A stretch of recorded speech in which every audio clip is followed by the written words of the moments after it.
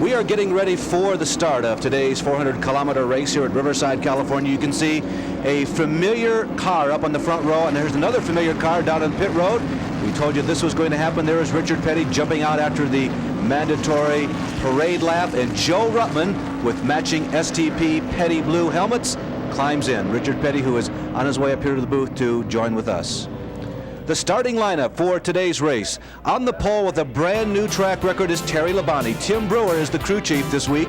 Starting on the outside of row number 1 is Jeff Bodine. Richard Broom has been assigned the crew chief, and Jeff is another one of the 4 drivers qualifying faster than the old record. Darrell Waltrip, Tim Hammond moves over from Junior Johnson to him. They're third, and on the outside is Ricky Ward, one of the more successful drivers here. Row number 3 in 5th position is Tim Richmond, the man who won a week ago, and on his outside is Morgan Shepherd. Larry McReynolds and crew have moved Morgan to the 6th starting spot for today's race. In 7th is Rusty Wallace, the Midwestern driver who's moved to North Carolina, and he is flanked by Dale Earnhardt, the big winner in the early part of this season. In 9th and 10th, on the inside first is Bill Elliott, the awesome Bill from Dawsonville, and he is flanked by another Ford, a pair of Fords, Kyle Petty, of course from Randleman, in the outside of this row. In the 6th row, 11th starting position, Benny Parsons, Tim Richmond's teammate, one of 5 as a matter of fact for today, and Harry Gant, the man struggling to improve on the last couple of seasons. In 13th and 14th starting positions, Bobby Allison, the inside, remember, is the right-hander on a road course, and Neil Bonnet on the outside in car number 75, the Mock-Rahilly Valvoline Pontiac. Starting 15th would have been Richard Petty. Joe Ruttman has replaced him. Michael Waltrip is on the outside in the Bear Chevrolet. In 17th and 18th is Roy Smith and Herschel McGriff. 19th and 20th, Ken Schrader, Dave Marcus. Then Sterling Marlin and Bobby Hillen Jr. Phil Parsons and Rick McRae. Alan Kowicki and Brett Bodine. In 27th and 28th, Rick Wilson, Jim Bound. Then Chad Little, John Krebs, Chet Phillip, and Jimmy Means. In 33rd and 34th, George Fulmer, Bill Schmidt, J.D. McDuffie, Harry Goulardi, Jim Fitzgerald, Jim Robinson from out here in the west, Ron Esau, Ruben Garcia, and Dale Jarrett, and we are ready to go for green, and Terry Labonte makes the first big jump to the outside, now the inside of turn number 1 of Jeff Bodine.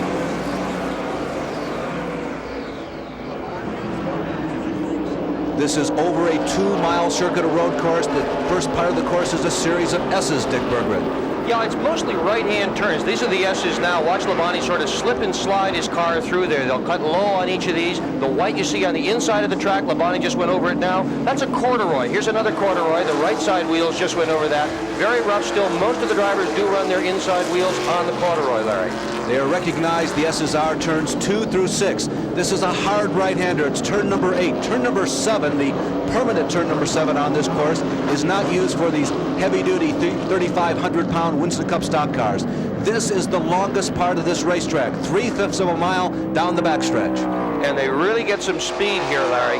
This is certainly the fastest part of the racetrack. Speed estimates vary anywhere from 150 to 185 miles an hour. And then they're going to turn, and they're going to take a little bit of a turn into what's known as turn 9. And if we were going counterclockwise, like you do on an oval, this would be like the oval or the turn on a 1-mile oval, but they're going clockwise, so the cars are turning to the right, but it's about 1/3 of a mile around there.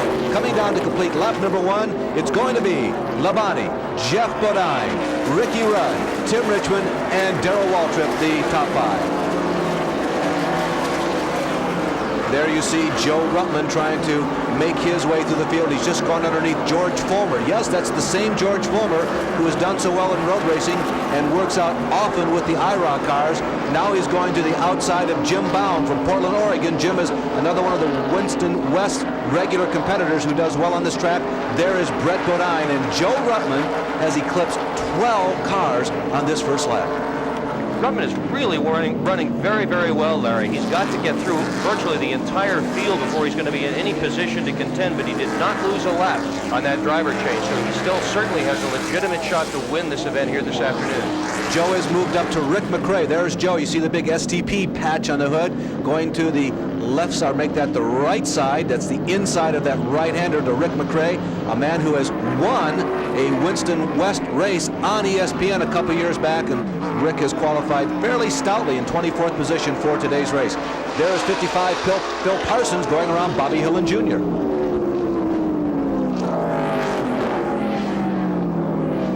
The early stages of this 400-kilometer event at Riverside, California. Terry Labonte, the pole setter, a brand new track record. He was one of 4, as we mentioned, during the starting grid, the rush starting grid. And here are the leaders. Labonte still stays on top. Jeff Bodine, who has a lot of sentiment as one of the favorites in today's race, and Ricky Rudd, who has performed quite well here at Riverside in recent years. Labonte has yet to win a race in 1987, nor has Jeff Bodine, and both of those drivers thought they were going to have terrific years in 1987. Labonte right now clearly in control. This is not a time to get particularly aggressive or to get a little bit wild with the automobile. Riverside is a very demanding course, a lot of places where you can make a mistake, so they're going to be very careful at this portion of the racetrack to be sure they don't run off course or get into any kind of problem. You saw the graphic. Terry Labonte has yet to win in 1987, and given this man's personal history and the history of his car owner, Junior Johnson, that surprises a lot of people. But Dale Earnhardt, recall, in the early weeks of this season, gobbled up a lot of wins that might have gone to other people. There are a lot of people searching for their first win of 1987. And one of them is Joe Ruttman, and Larry, he has picked up 15 spots in that very first lap.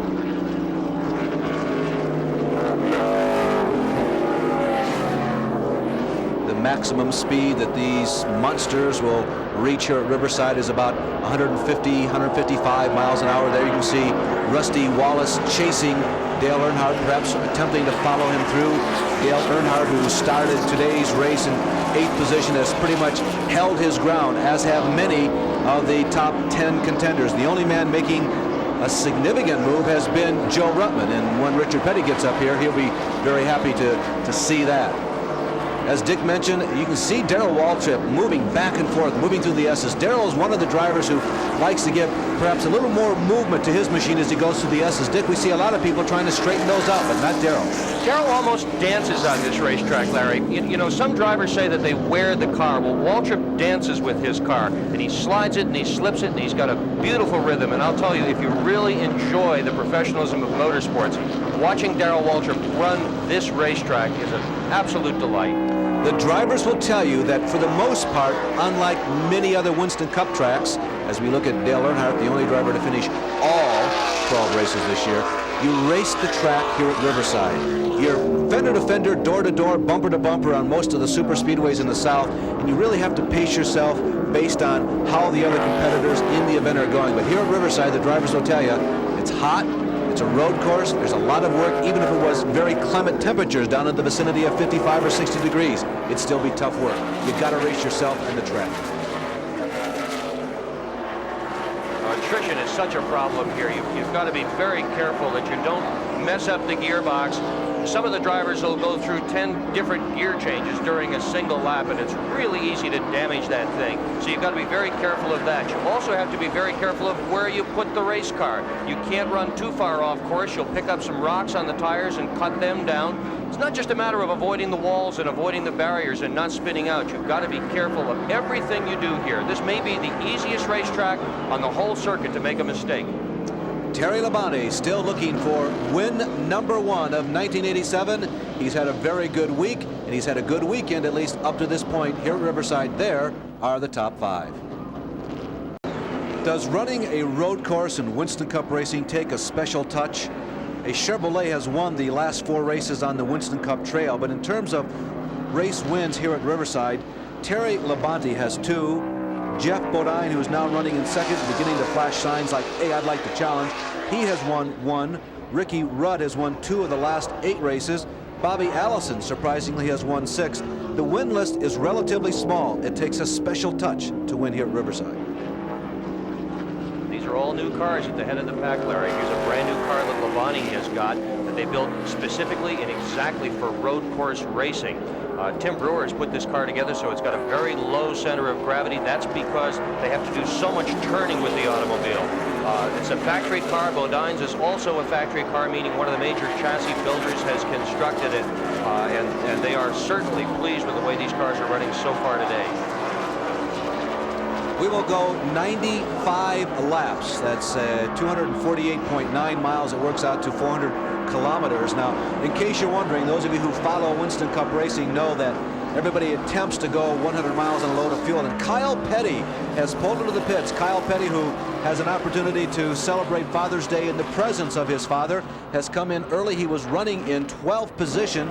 Kyle's had a very good season, one of their better ones in the last 3 or 4 years, and a lot of people felt that with the expertise and the ease with which he qualified, he might be a candidate for a front position. There is George Foamer trailing lots of smoke. George Foamer, who's an excellent road racer, brought a Winston Cup car here, made the race, and as we watched George, I also saw going very slowly down the backstretch, Roy Smith, another Winston West driver who has performed quite well, as a matter of fact, in this race. Back up front, Terry Labonte, Jeff Bodine. Labonte has led since the drop of the green flag, and Bodine has stalked him. This is one of Labonte's better tracks. It's also one of Labonte's worst tracks, Larry. He has had a lot of success on this speedway. He also has suffered 2 of his worst crashes on this speedway. Back in 1982 in the Winston Western 500, that's the fall companion race to this event, he really stuffed it into turn 9. He hit the wall virtually square on and broke his leg and cut his face all up, and that was the worst. But a few weeks later, he was on the stage of the Waldorf Astoria Hotel to accept his awards for the Winston Cup season that had just concluded. He got there on crutches. You saw the average speed of the race up to this point is 113 miles per hour. This race figures to go less than 3 hours. Not being a super speedway, we do not anticipate a lot of yellow flags. The average yellow flag count over the last 8 races here has been 3. So that gives you an idea of what the crew chiefs are dealing with here. To be exact, make that 4.3. We had 7 in the fall race a year ago, but that was unusual. There's Rusty Wallace coasting without any power on the left-hand side of your screen. Rusty Wallace, who was running comfortably in the top 10 in that Kodiak car. He comes in the entrance that is illegal. Now he'll be penalized if he's allowed to go, or if he is able to go back out 30 seconds before he leaves the pits, but that is a safety move, and the driver has to make that calculation. Is that the best that I can do? And Rusty, without power, said, yeah, I'm not going to try and coast all the way around. Very flat terrain, Dick, and if somebody stops out on course, it's not like coasting off the banks at Talladega, is it? No, this is one racetrack, Larry, where you just can't run out of gas, and you've got to be sure that you get back into the pit area. So far, Rusty has not made it to the pit area. You just cannot get stuck in turn 1, 2, 3, 4, 5, 6, any of that sort of place, because if you do, the wreckers will not bring you back to your pits. Your crew is not allowed to go out and get you. You've just had it. Your day is over. I'll tell you where Rusty has made it, though. There's an unusual configuration in the paddock area down here. Rusty has stopped at the hauler. Rusty has stopped where normally you cannot get when you're in the middle of competition, where they hold all the extra engines and extra parts. So Rusty has gone back to the traveling shop on wheels. There's Tim Richmond now, picking up on Richmond's progress. He too has held his own. You can see him running in 4th position. Ricky Rudd right in front of him, and you heard Tim mention that he wanted to stay within sight of the leaders here in the first few laps of this race. You also heard Dick mention that attrition often plays a major role. 28 of the 42 starters were all that finished this race a year ago. Richmond is running really well this early in the event. One of the things that I would be concerned about here is his physical condition, however. This racetrack takes a lot out of you. It's not like running Pocono where you only shift when you're coming in and out of the pit area. Here he's got a shift going around a lot of corners. It's a very physical racetrack. You have to work very hard inside the car. Fortunately, it is not a hot day. It's a relatively cool day here in Southern California. That plays on Richmond's side. Well, we commented about Rusty Wallace dropping out early. Don't know if it's terminal or not. Maybe our Marty Reed can tell us. Marty? Larry, we can definitely assure you that it does appear to be terminal. Rusty, what happened out there? Now we've lost another engine. I don't know. We've got a problem somewhere with the oiling system. We can't get. We've lost 3 of them now, and we'll just stay working at it. We can't get down about this. We're obviously way back in the point standings now. It's going to probably be all year before we can get caught back up if we can. So we just have to stay working and look for 88. It's getting to be expensive fun.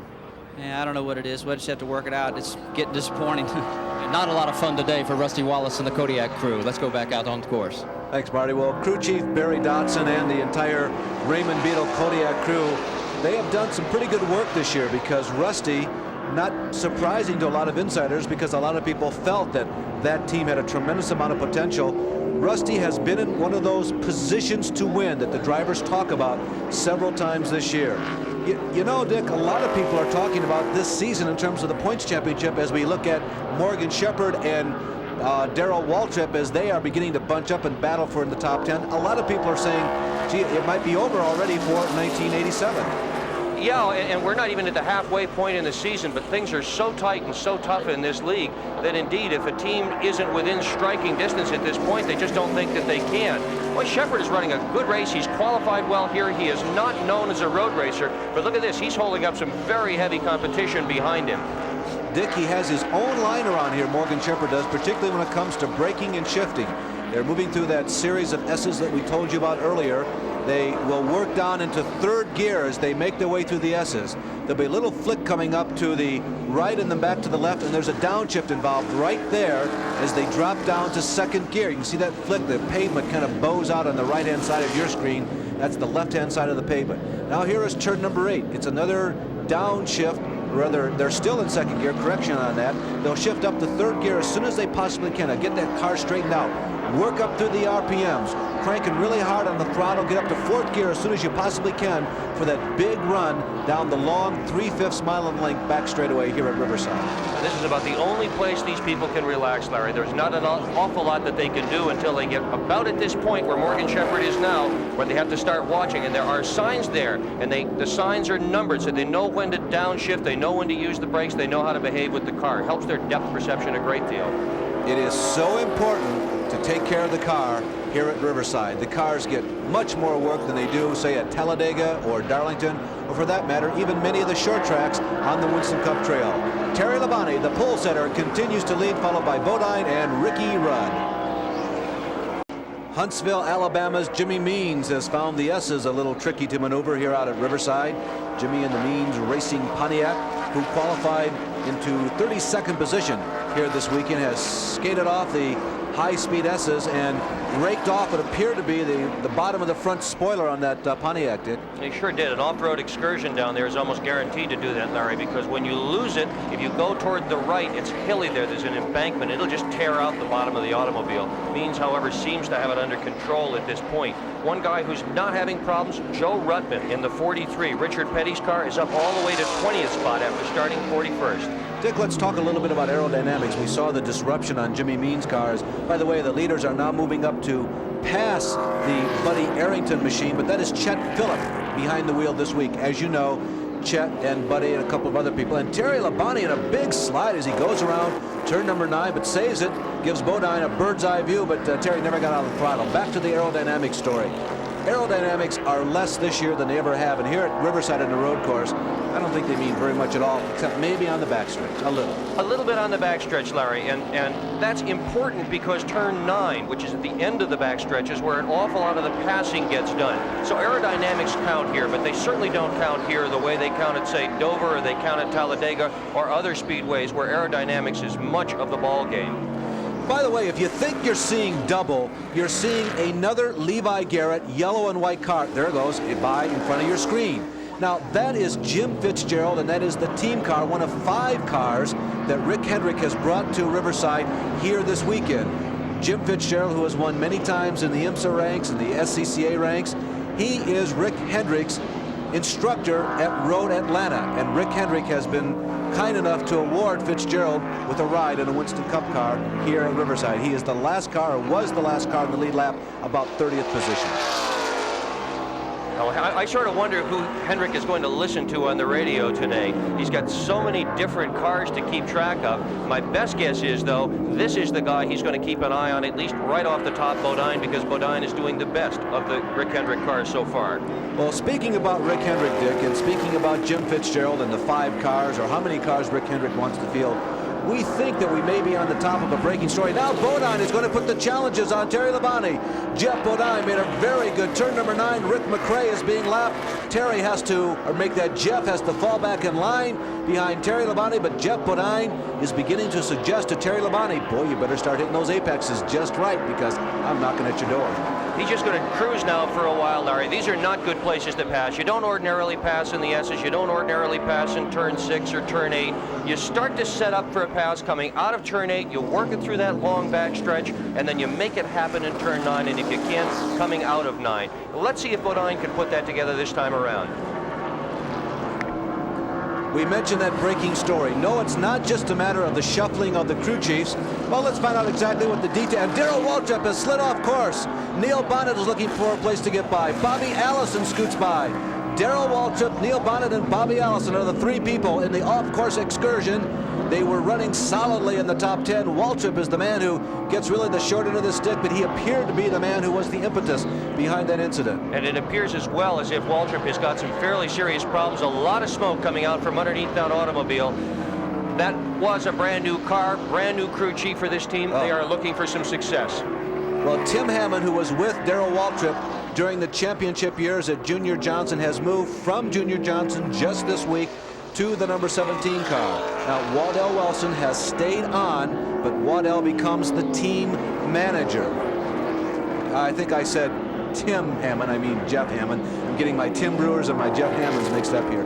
Jeff Hammond is now the on-track crew chief, calling all of the decisions for coming into the pits, making pit stops, changing tires and whatever, and Waltrip, having gone off course, is returning to the pits. Yeah, he's going to take that back road. That's an indication he's got some very serious problems with that car, Larry. The leaders have now worked up toward the 6 car of DK Ulrich, which is being driven by Ron Esau, one of the West Coast drivers. You can see Jeff Hammond, everybody, hovering over Darrell Waltrip's car, and Marty Reed is there. Well, guys, there's a little bit of a confusion with Darrell coming in the back door. The crew started running for the trailer, and then all of a sudden they realized he was coming back to pit lane.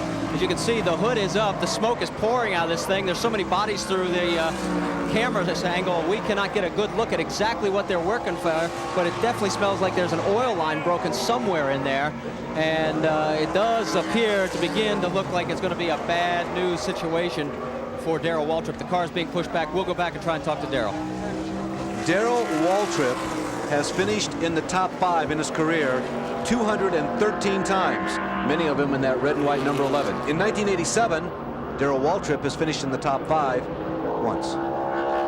It's been a tough move for Darrell Waltrip, no question about it, Larry.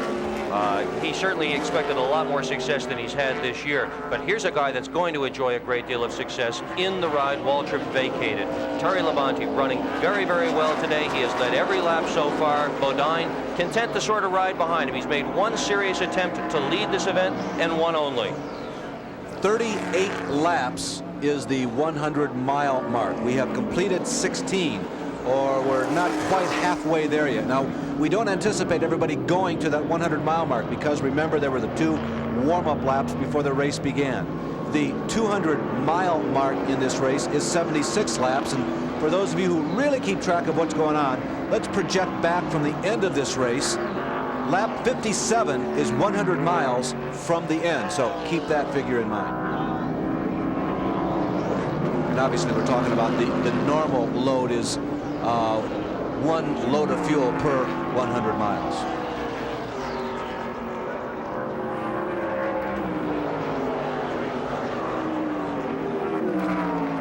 Dale Earnhardt and Bill Elliott are running side by side down the long backstretch. These guys have been combatants many times in the 1987 season, and right now Bill Elliott looks like he has the edge on Dale, and yes, he does. Bill Elliott picks up a position and moves from 8th to 7th position, so both of them are running solidly in the top 10. Well, joining us in the booth as promised, and we appreciate you very much, Richard, coming up here to join us. Richard Petty, did the change come off exactly the way you expected it to? Yeah, everything went real good.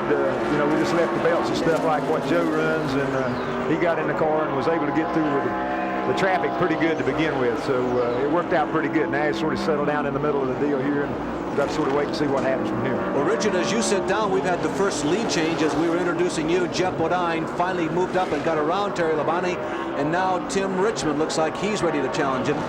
In your observations, I know that Joe practiced with the car, but do you have any feelings as to who might be the strong people all day here today? Well, we're looking at the 3 strong ones right now. These are the ones that's the strongest. Now, you know, what happens during the race, pit stops, you know, staggers on their tires. There's a lot of different things that could change that, but these are the 3 best runners, and I can't see anybody coming out of the pack and really challenge them at this particular time. Tim was a little surprised. He had his sights, Dick, set on the pole. He was upset when his teammate Jeff Bodine went out. Now Tim is making a move to the inside of Labonte. You can't see it on that angle, but he may have room down there. You can see Tim way down on the bottom, and Terry giving him a lot of room. At this early stage of the race, it's not really sensible to race with him, is it, Richard? This is true. You know, what you got to do here is race the racetrack. Don't worry about the cars where others are out running. You know what? You got to run the full race, and if you take care of your car, then a lot of those people don't. So you really don't race like we do on an oval where you race against the car. Here you race the track. Dick, we were talking about Richmond kind of having his sights set on the pole, and then 4 guys got around him. Were you too surprised? Not really. You know, the pole here doesn't mean all that much, Larry, and Richmond's real concern is not for winning poles at this point. He wants to win races. So no, I wasn't terribly surprised. It's also a brand new car. Now, I know that's an orange number 14, and Richard Petty's going to say, that's A.J. Foyt, but he and I both know that's Harry Goulardi, who runs out here on the West Coast.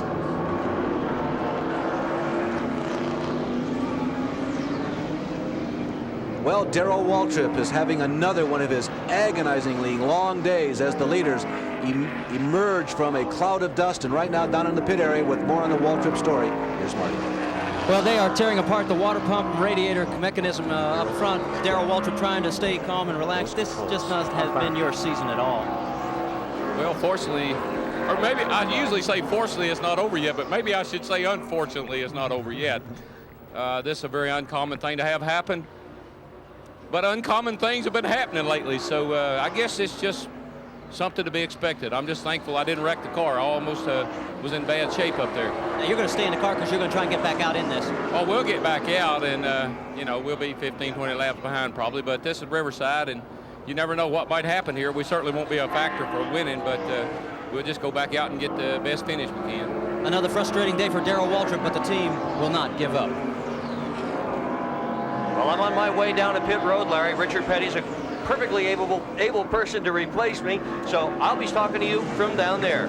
Well, thanks, Dick, and we also would like to say hi to Stevie Waltrip for doctor's orders, and by the way, they are for very good reasons. She is spending this weekend back at home. Hi, Stevie. Darrell's okay. He'll be back. I'd like to say happy Father's Day to my father, Richard Petty, and happy Grandfather's Day from Adam Austin and Montgomery Lake. How about that, Richard Petty? Your own personal Father's Day greetings from your son here live on TV. That's pretty good. I'm going to say happy Father's Day to him. That's right. He is one, too. That's right. Okay, here are the leaders. It's Jeff Bodine, and Tim Richmond has now moved around Terry Labonte while we were in that last commercial. And Tim Richmond and Jeff Bodine, they race as teammates. Hendrick came here with 5 cars this weekend, Richard, but it doesn't seem to have made that big of a difference. His 2 lead drivers are where they kind of thought they would be up front. Well, it really doesn't make any difference the way he's got his team set up. All these people pretty well operate individually. And, you know, it's not like he's got all 5 teams in one shop. He's got them scattered all around, and he can go check on them from there. So it makes it a lot easier that way. He's the team owner, but they all operate completely individually with each other. I called them his lead drivers. That's not to say that they are the lead drivers everywhere they go, but on a road course, and based on what we saw this week, although Waltrip showed very well, you would have expected these 2 guys to have been among the lead drivers on the Hendrick team. Benny Parsons is still on the team, and we saw Jim Fitzgerald a little earlier. Now, Richmond is really punishing that car. Now we're going to go back. We'll talk about Rich in just a minute. Let's talk about Joe Ruttman. He's been lodged here with Rick Wilson for the last couple of laps. Well, he got through the crowd real good. Got up to probably, I don't know, his 15th, 18th, 20th, somewhere along in there. And he sort of got hung there. He looks like, okay, he's 16th right now. And he's got right in there, and that's about the speed that he's been running. Oh, Joe is off. That's a shortcut. He's okay.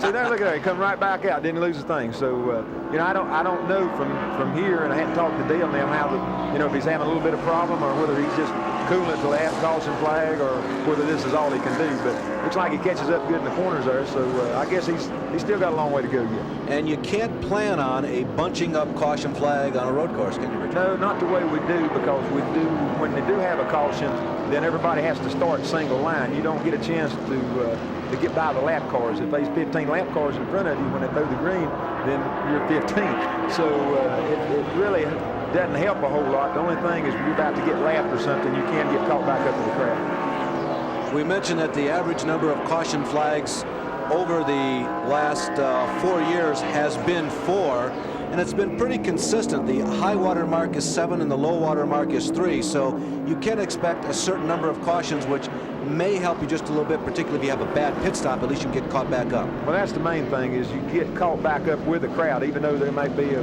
half mile ahead of you. That's better than being a mile and a half ahead of you. So basically, anytime that we have a caution here is just like any race. It changes the complexity of the race and puts everybody in a little bit different situation as far as after the pit stop, where they've been running with somebody and maybe run them 15 or 20 laps, finally got by them, and then after they make a pit stop, these cars are back in front of them, and they got to do it all over again. Driving a former Phil Parsons car, this is John Krebs. He's one of the California drivers, one of the Winston West drivers who has qualified for this race. And Johnny Krebs in number 66, who started the race in 30th event, has gone off course, trying to move back up through the gears, although it's not working just right. Maybe Johnny's got himself a little more of a severe problem too. The leaders have just put a lap for the first time on Dale Jarrett. Now, there's a father that you spent some time with in your career. Yeah, with Ned. I used to run with Ned all the time. He was already running when I started, and we used to run a lot of dirt tracks. We run all the races, and you know, he was a real gentleman driving the car. And you know, I've had a lot of ins and outs with him. I guess we've had our fights like everybody else, but it all equaled itself out because he's a good player. There must be just an indescribable level of respect, though, between someone like yourself and Ned. No matter what's happened, the respect is going to be well, you know, I think that's what happens. No matter who you get mad at, and no matter who you get to racing with or have trouble with, what you really admire about them or really respect about them is their ability to drive a race car and how they handle the race car, more so than their personality off the racetrack. So you have two really different standards when you're talking about people. One is how good they do on the racetrack, and the other one is how good they handle themselves off the racetrack. Now, I know many of you who follow Winston Cup racing are probably a little frustrated because this is not an oval. You can't easily pan back and show you the first 10 cars. So just to give you an idea of who's running up in the front, let me run down this real quickly for you, for those of you who are regulars. We got Ricky Rudd in third. Tim Richmond is running. Let's see, we've got a change here. We've got now as Terry Labonte is third, Ricky Rudd is fourth. Morgan Shepherd is running solidly in fifth position as the leaders click off another lap. Benny Parsons, a strong run for Benny, is in sixth position. Bill Elliott, you saw him move into seventh around Dale Earnhardt. Running in ninth is Bobby Allison. Bobby is good on this race course. Neil Bonnet, despite being involved in an incident with Darrell Waltrip, is 10th. Michael Waltrip is 11th. And Dave Marcus is running in 12th. Those are the top guys, at least at this juncture here at Riverside. We anticipate pit stops coming up in the next 10 laps here on this road course. There you can see Bill Elliott getting around Benny Parsons, and that's a change in position in the top six. Just told you that Benny was running in sixth. Now it is Bill Elliott and Benny Parsons. Benny is running well out here today, Richard. Benny likes this racetrack. He runs real good.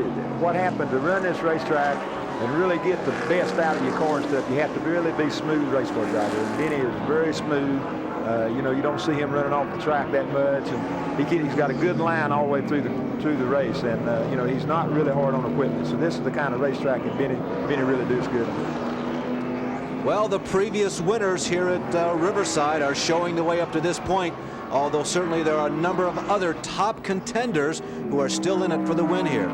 The last 8 winners here at Riverside, there are the leaders. Jeff Bodine have been Darrell Waltrip, Tim Richmond, Terry Labonte, Ricky Rudd, Terry Labonte, Jeff Bodine, Ricky Rudd, and Bill Elliott in 83.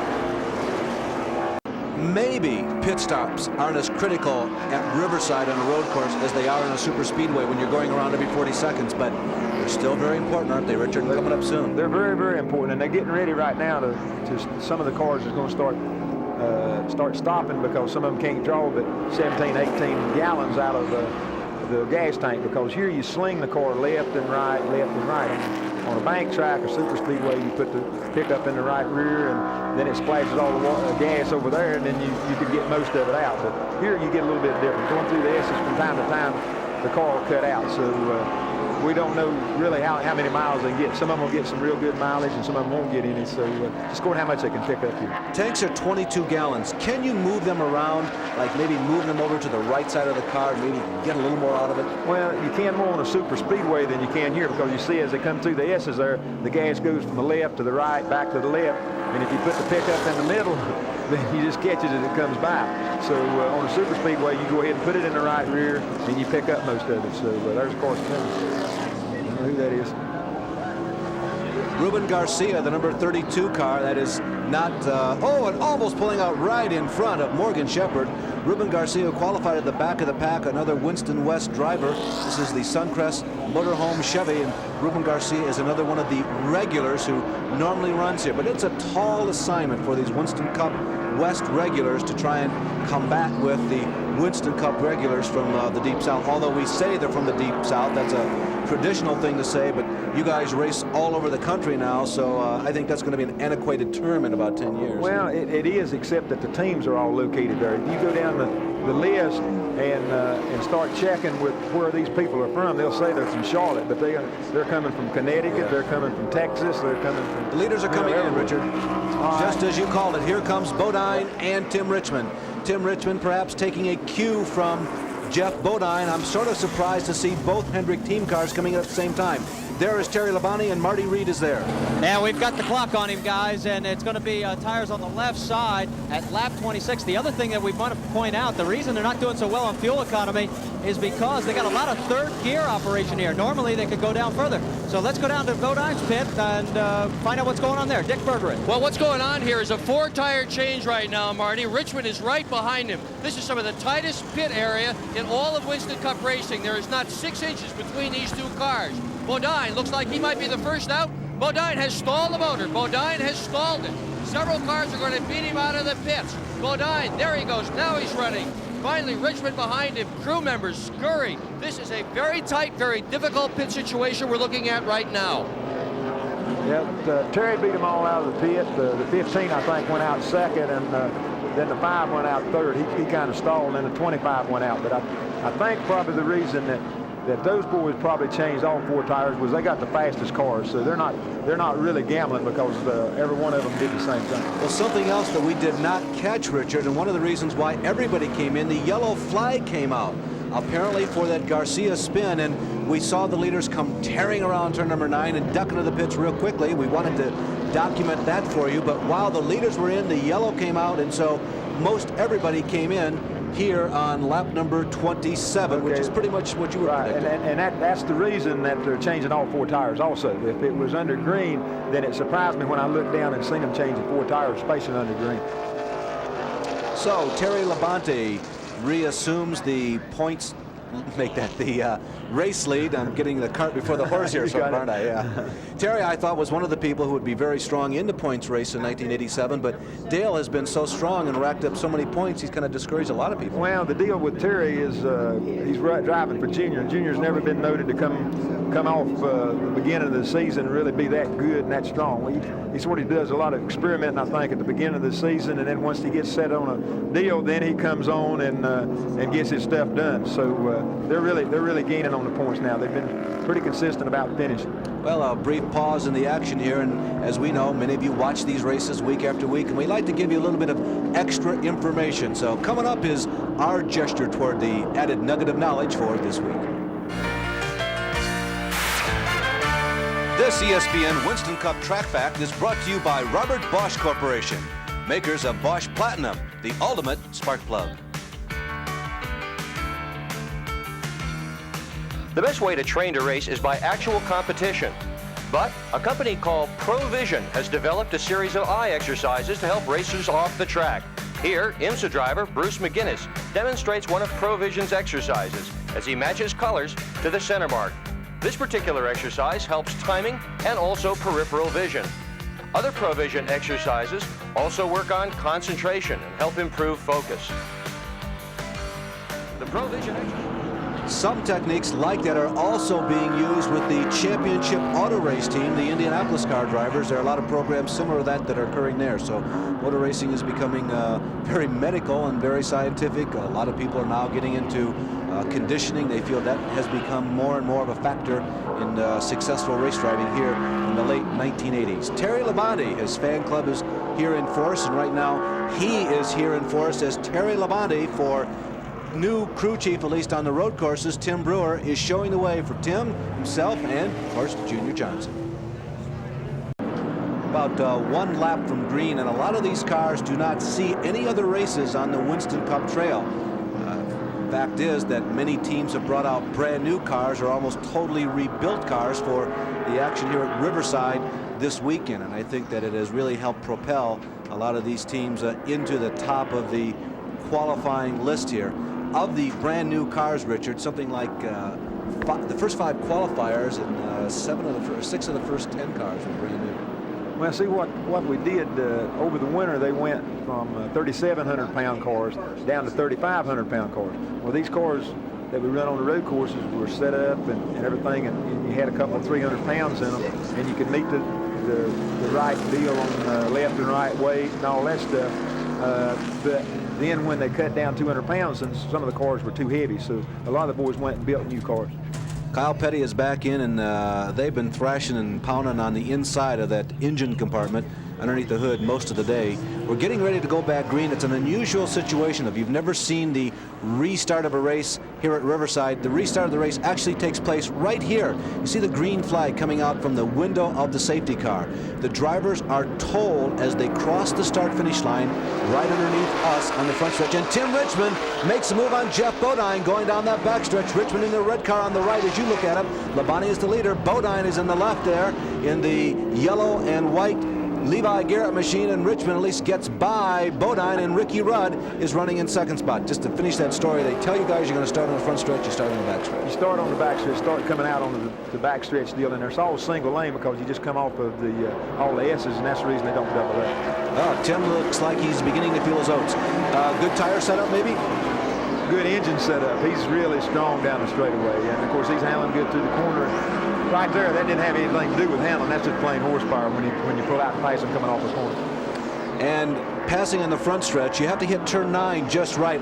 You can do it, particularly if you outbrake somebody going into the first turn, which is actually a dog leg to the left. Again, you'll see most of the passing at the end of the long backstretch, but if you've got extra ponies underneath the hood, as Richard is suspecting that Tim has today, you can pass maybe in some strange places. Well, some of the strange places, but the reason they pass down the backstretch, you get the draft. After you get back into high gear, you come under the bridge there, the draft really plays an important part. And if you can jump up beside a car right through the dog leg to the left there, and then you can outbrake him, then you got him. We were talking about, Dick and I were, before you got up here, Richard, about the draft. That's the only place on this track where you really sense it, isn't it? Yeah, this is a long backstretch. It is, yeah. All these others are just acceleration.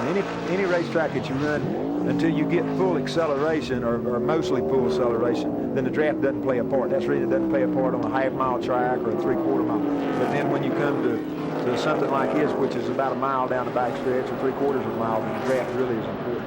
Okay, I'll hit for you one more time how everybody has come out of the pit area after this first round of pit stops. It's Labonte, Richmond, Ricky Rudd, Jeff Bodine, Bill Elliott, then Morgan Shepherd, Bobby Allison, Dale Earnhardt, Neil Bonnet, Benny Parsons, Dave Marcus, Phil Parsons, Joe Rutland, Sterling Marlin, and the number 18 car of Dale Jarrett, who I believe is 1 lap in arrears. Those were the first 12 or so cars, the guys who got through the pit stops, apparently with no serious problems. So it was sort of a break for Joe. Joe was caught back in traffic. He's probably not quite a half a lap behind. He's probably a mile behind. And then when they make the pit stops, then he's able to beat him out of the pit and throws him up in the first 8 of 10. So now he can go. If he can go, he can go from here. We have seen a lot of Rick Hendrick cars. The 5-star championship team is what's on the side of the number 5 car. There are 5 Rick Hendrick cars here this week, and we told you that we think we may be on top of another major Hendrick story. How about it, Marty? The word we have is that Paul Newman, known for his GTO competition, will be driving a Rick Hendrick automobile at Watkins Glen in the NASCAR event. Coming right to you, Rick Hendrick. What's the story? Well, we've talked about it. Paul has tested in this car that Jim Fitzgerald's driving, and he's open that weekend. And so if nothing happens between now and then, we're planning on it. So it's going to be a Paul Newman show, 5 cars again with Rick Hendrick's team. Yeah, I guess so. We didn't plan it that way, but it seems to be working out that way. So we'll see what we can do. Hopefully all 5 of them can finish. Well, I can tell you, ticket sales just went jumping up at Watkins Glen. Darrell Waltrip is getting ready to come back out. Richard, they've spent a significant amount of time in the pit area, and as Darrell told you, hey, we're coming back out. We want to go racing. Well, the reason they're holding him there, if he comes in what they call the back door here, they hold you 30 seconds. So instead of him going through 9 and spreading water and taking a chance on messing himself and somebody else up, he just comes in, makes a shortcut into the pits, and by doing that, then that's the reason they're holding it. And Big Brother remembers, because that was about 15 minutes ago, but NASCAR chalked it down, and all the drivers knew that was the situation.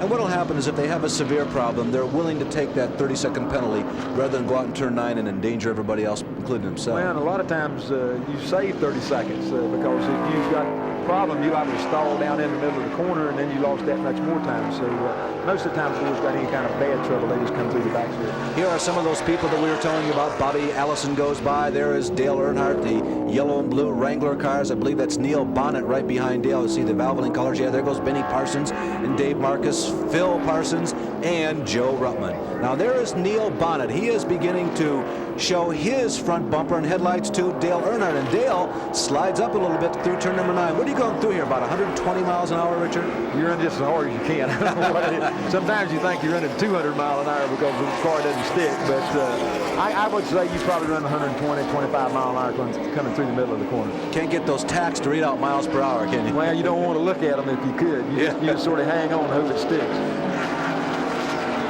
Incidentally, the lap times that we're catching Terry Labonte at is about 1 minute and 22 seconds, and that's about 2 seconds off of what he qualified at. We mentioned earlier that Allison has been a strong road course racer here at Riverside. You wouldn't think that Bobby Allison, if you think back, well, all those wins in the super speedways and he runs all the half miles, that Bobby Allison would be one of the tough guys in NASCAR on Riverside, but he has been just as strong here as he has everywhere else. Well, he's just an experienced race car driver. And you take Benny Parsons, that's never run that many road courses, or Darrell never run that many road courses. These boys come in, and if they got the ability to drive a race car, then they learn to drive on the road course. Now, some of our younger boys have come in, and they've gone to school for the road courses. I know Kyle and Terry and a bunch of them have been and taken courses to how to learn to drive the road course, and it's really helped them. It put them to the equal of somebody that's got a lot of experience. We've been keeping tabs on the progress of Morgan Shepherd the last couple of laps, and Morgan continues to run solid. He has never won here. He's only run here, as a matter of fact, a couple of times. Back up front, you can see, looks like Ricky Rudd is leading the way in terms of the number 5 car of Jeff Bodine, but the leader continues to be, here on Father's Day, Terry Labonte. This ESPN Quick Fact is brought to you by Quaker State Motor Oil. New Quaker State with QSX keeps your engine cleaner to last longer. In the old days, when you wanted to change transmissions, it was a complicated mess. You had to take the entire gearbox out and change all 4 gears. But now Jericho Performance Products has come up with what's called the Quick Change Top Loader. And basically, it allows you to help tune the motor to go faster by actually changing individual gears. Say, for example, you don't like second gear. Well, you only change second. You leave first, third, and fourth alone. There's one other feature on this mechanism that really helps the drivers. It's right here in the shift window. It allows drivers the capability of shifting quicker, and some of the drivers have become so good at it, they don't even have to use the clutch. Well, on that long list of race drivers who have had frustrating seasons, list Morgan Shepherd. How about it, Dick Berggren? Yeah, and he's got another frustrating problem right here too, Larry. They've got some sort of a problem on the right side of the automobile. He came in, there was a lot of smoke coming out of the engine compartment. The crews tried the left side of the car, the right side of the car. Now they've decided it is the right side. They've got it jacked up. It's a possible oil leak. They are not working on the transmission. It does not appear to be there. We've got several crew members underneath the car right now trying to diagnose and then resolve the problem. Morgan has had a strong week, a really rock-solid qualifying run. He was 6th. What do you think, Richard? Can you tell what they might be working on down there? No, I don't really, by just looking, I don't know where it's the transmission or where they just got a real bad oil leak. You can't really tell from here. I saw the graphic about how many laps that Terry Labonte has led today. Remember that Dale Earnhardt has been the biggest lap leader of 1987. Coming into today's race, he had led 38.5% of all the laps, but he was up to about as high as 50% when he was at the end of that 6-race win scheme. That was really something, Richard. Well, he just had everything going. I didn't think he was ever going to lose. Yeah. Everything that they did came out right. In other words, if they messed up, somebody else messed up worse, and they were able to get the breaks. And they had everything going for them. In the last 4 or 5 races, then that bad things has been happening to them. Not enough to knock them out of the race, but to keep them from winning races. Let's put you into Tim Richmond's car in just a minute as we document Morgan Shepherd going behind the pit wall. As so often happens in NASCAR, depending upon the severity of the problem, crews may do a lot of work on it and get that car back into this race. I'm going to draw up for you the scenario of Tim Richmond. You know this racetrack is hard on equipment. Terry Labonte seems to have at least a car that's as quick as yours. You're in Richmond's car. What do? You park and ride? You follow him? No, again, you wind up racing the racetrack. You don't really have to worry about it. But the deal with Terry is a lot easier on the equipment than Tim. If you'll notice him running through the S's and stuff, you know, Tim runs more like what I do. He doesn't use the racetrack a whole lot like that. But Tim is hard on the car. Well, he did drive sprint cars under. But he has really been fortunate to run as good and stuff as he is here, because he's won races here and spun out and crashed and all that. But you know, he runs hard enough and runs fast enough when he is on the racetrack to make up the difference. But here the difference is that it looks like Terry's just a little smoother through the S's, and you know, in doing that, then he's going to be easier on his car. And right now, I don't think Terry's really racing with anybody. And I doubt if the 25 car is racing. I think they're just making time right now. Well, Kyle Petty, your son, Dad, has had a long day, but he's back out there thrashing away. Yeah, they just had all kinds of trouble. I don't really know what the trouble is. I guess the thing's just skipping or whatever, but you know, when they come up on him, he gets out of the way and lets them go. So he's just trying to make time. Richard, something you haven't seen, we're going to show to everybody, including you right now, is something that Kyle was involved in last night before that he went home. And it's pretty interesting. I've never seen vehicles quite like this.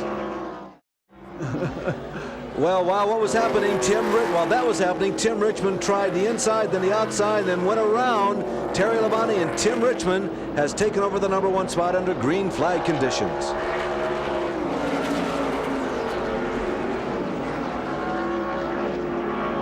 Now we'll see how Labonte takes to the challenge of Tim Richmond. If Richmond will wrestle that car through the S's and swish it back and forth, will Labonte go for that almost straight arrow line? You can see Terry, whoops, sliding out just a little bit. He's getting a slightly loose condition as he sets up for turn #2, which is actually the first one in the S's. And Jeff Bodine is right there hiding in the bushes. We're going to go back and take a look at that pass here, Richard. Why don't you analyze this for us? Well, we get into a situation here where he just goes on in the corner and just outbreaks Terry. Again, Terry's still looking after his car, I think. And Tim had a chance. He caught the draft coming down the backstretch and was able to really make a good run at him. And he just decided that this is the time to do it. And he just went on in there and did it. Well, even though this is the desert, we are, maybe 55 miles or so from Los Angeles. So let's call it Hollywood. And we're also privileged to welcome to the ESPN broadcast booth today for the first time, Paul Williams. Paul, very happy to have you here. It's good to be here. Hello, guys. How are you doing? And yes, this is the same Paul Williams of music fame who's won Grammys and Academy. Have you won an Academy Award yet? Yeah, I won an Oscar for Evergreen a few years ago. You know? And I've been lost out there by turn 6 a couple times. Paul himself involved in a lot of racing as we see Bonnet go to the high side of Dale Earnhardt as they go into the high speed turn #9. Paul, you've been on Riverside. What is the trickiest part in your mind as a driver here? Well, getting your excuses together for when you come back in, you know. Most of these people out here running, I've seen go by me a few times. You know what my favorite thing about this sport is that if there was nobody here to watch it, there'd still be people out here racing. It's just, this is true. It takes 2 cars and 2 opinions, and it's a wonderful thing. Paul, you're obviously very much involved in your career, and you've been most successful in it. Why motor racing? It seems like that you would have a lot to risk, not only economically, but socially and health-wise. Well, there's no telephones in the cars, for one thing. They can't get you back to the piano. I started racing out in the desert, hare hound and hare scrambles, riding bikes, and I used to get hurt just getting the bike off the truck, so I decided to go with something with 4 wheels. And I've always said that if I could see over the dash, I'd win more often. But it's a fabulous sport, and I'm from the South and then the Midwest, and it's just I was raised on it to the extent that I was raised. Well, let's run down for you quickly again. Again, I'm continuing with these updates because I know that it's a little frustrating. This is not an oval. You can't peer out there and see the top 10. So here are the top 10. It's 25 Richmond, 11 Labonte, 5 Jeff Bodine, 15 Ricky Rudd, #9 car of Bill Elliott, 22 of Bobby Allison, 35 Benny Parsons stays in there. Then Neil Bonnet in 8th. Dale Earnhardt is 9th, and Dave Marcus is running in the 10th position. We still have 21 cars on the lead lap. You're looking at second place, Terry Labonte, putting a lap on West Coast, Rick McRae. Third place, Jeff Bodine. The leader is, as Terry Labonte just dips the right front wheel below the white line going around turn number 9, is Tim Richmond, who won his first race ever here at Richmond a few years back. There is Benny Parsons and Bobby Allison trying to pass at an unusual place. Bobby tried to outbrake Benny going into turn number 9 and almost pulled it off. Well, he almost did, but he didn't. You know, it's just a combination where a lot of times you get up the side of the ball like that and he'll give you a break, and then other times you don't, so you don't never know when it's going to happen. Paul, something as we continue to watch Benny Parsons and Bobby Allison battling in the top 10 that I've always wanted to be able to communicate to people at home. It is so different, one, being in person at a motor race, but second of all, being behind the wheel. It looks so smooth and easy and graceful, but behind the wheel, it's violent. It's incredible. And the better. Now, keep in mind, this is in Williams and Newber's interpretation. We'll ask Petty this question. It's amazing. It seems like the smoother things get to going, the quicker you go in, the slower they feel. I used to have a wonderful, wonderful lightheadedness when things were going well, and then I get cocky and be going backwards, you know. Richard, how about that? Do you ever feel like it's violent? If you're, say, like at Bristol, for instance, things happen so quickly there. Well, Bristol is the most violent place we run. Watching Kyle and them run them little cars there reminded me of some of the short tracks that we run. But it's just a brutal racetrack. It's really, really hard on the cars, hard on the driver, and the track is so rough. So, you know, you have a lot of trouble. Now we get a report that Jeff Bodine is slowing down. I had a lot of sentiment from a lot of different people about this man's chances today, and Jeff Bodine is heading for the pit area. Let's watch this one close and see what Bodine does. Now remember, road course here at Riverside. The crew has about a minute or so to do its work. It depends on how slowly Jeff Bodine entered the pits. Marty Reed is there. Well, we've got the clock on him, and we're going to speculation only, that it could be a cut-down tire. They are changing rubber on the left side. They're not going to look, checking the tires on the right side, topping off the tanks. This certainly wasn't needed for fuel because he could have gone at least 10, 15 more laps. But he's back out in 19 seconds, so it must have been something on the left side. We'll check up and get back to you. Again, we'll remind you, the caution flags here have been pretty dependable. Not that many of them, but that average of 4.3 is a very representative number. We haven't had a race where there was none, and we have not had a race where there were 10. So that might not be a major setback to Jeff Bodine. If we have the unusual occurrence of no more yellow flags, he's in trouble. Well, then he could be in trouble, but you got to figure that everybody's got to make some more stops too. So it's according to how good his stops are, according to what other people are doing. And a lot of times when you come in the middle of a pit stop, you got on new tires, you can make up a lot of time at that particular time. At Riverside, California, watching Tim Richmond lead the race. This is Larry Nuber along with Richard Petty and Paul Williams from the music industry, and we'll be back with much, much more right after this. Who was NASCAR's best road racer in 1987? Tim Richmond has 3 career Riverside wins. Well, one of them took place last year, and in the 3 road courses on the 1986 schedule, Tim Richmond was second, first, and first. Second best was Darrell Waltrip with a first, second, and fourth.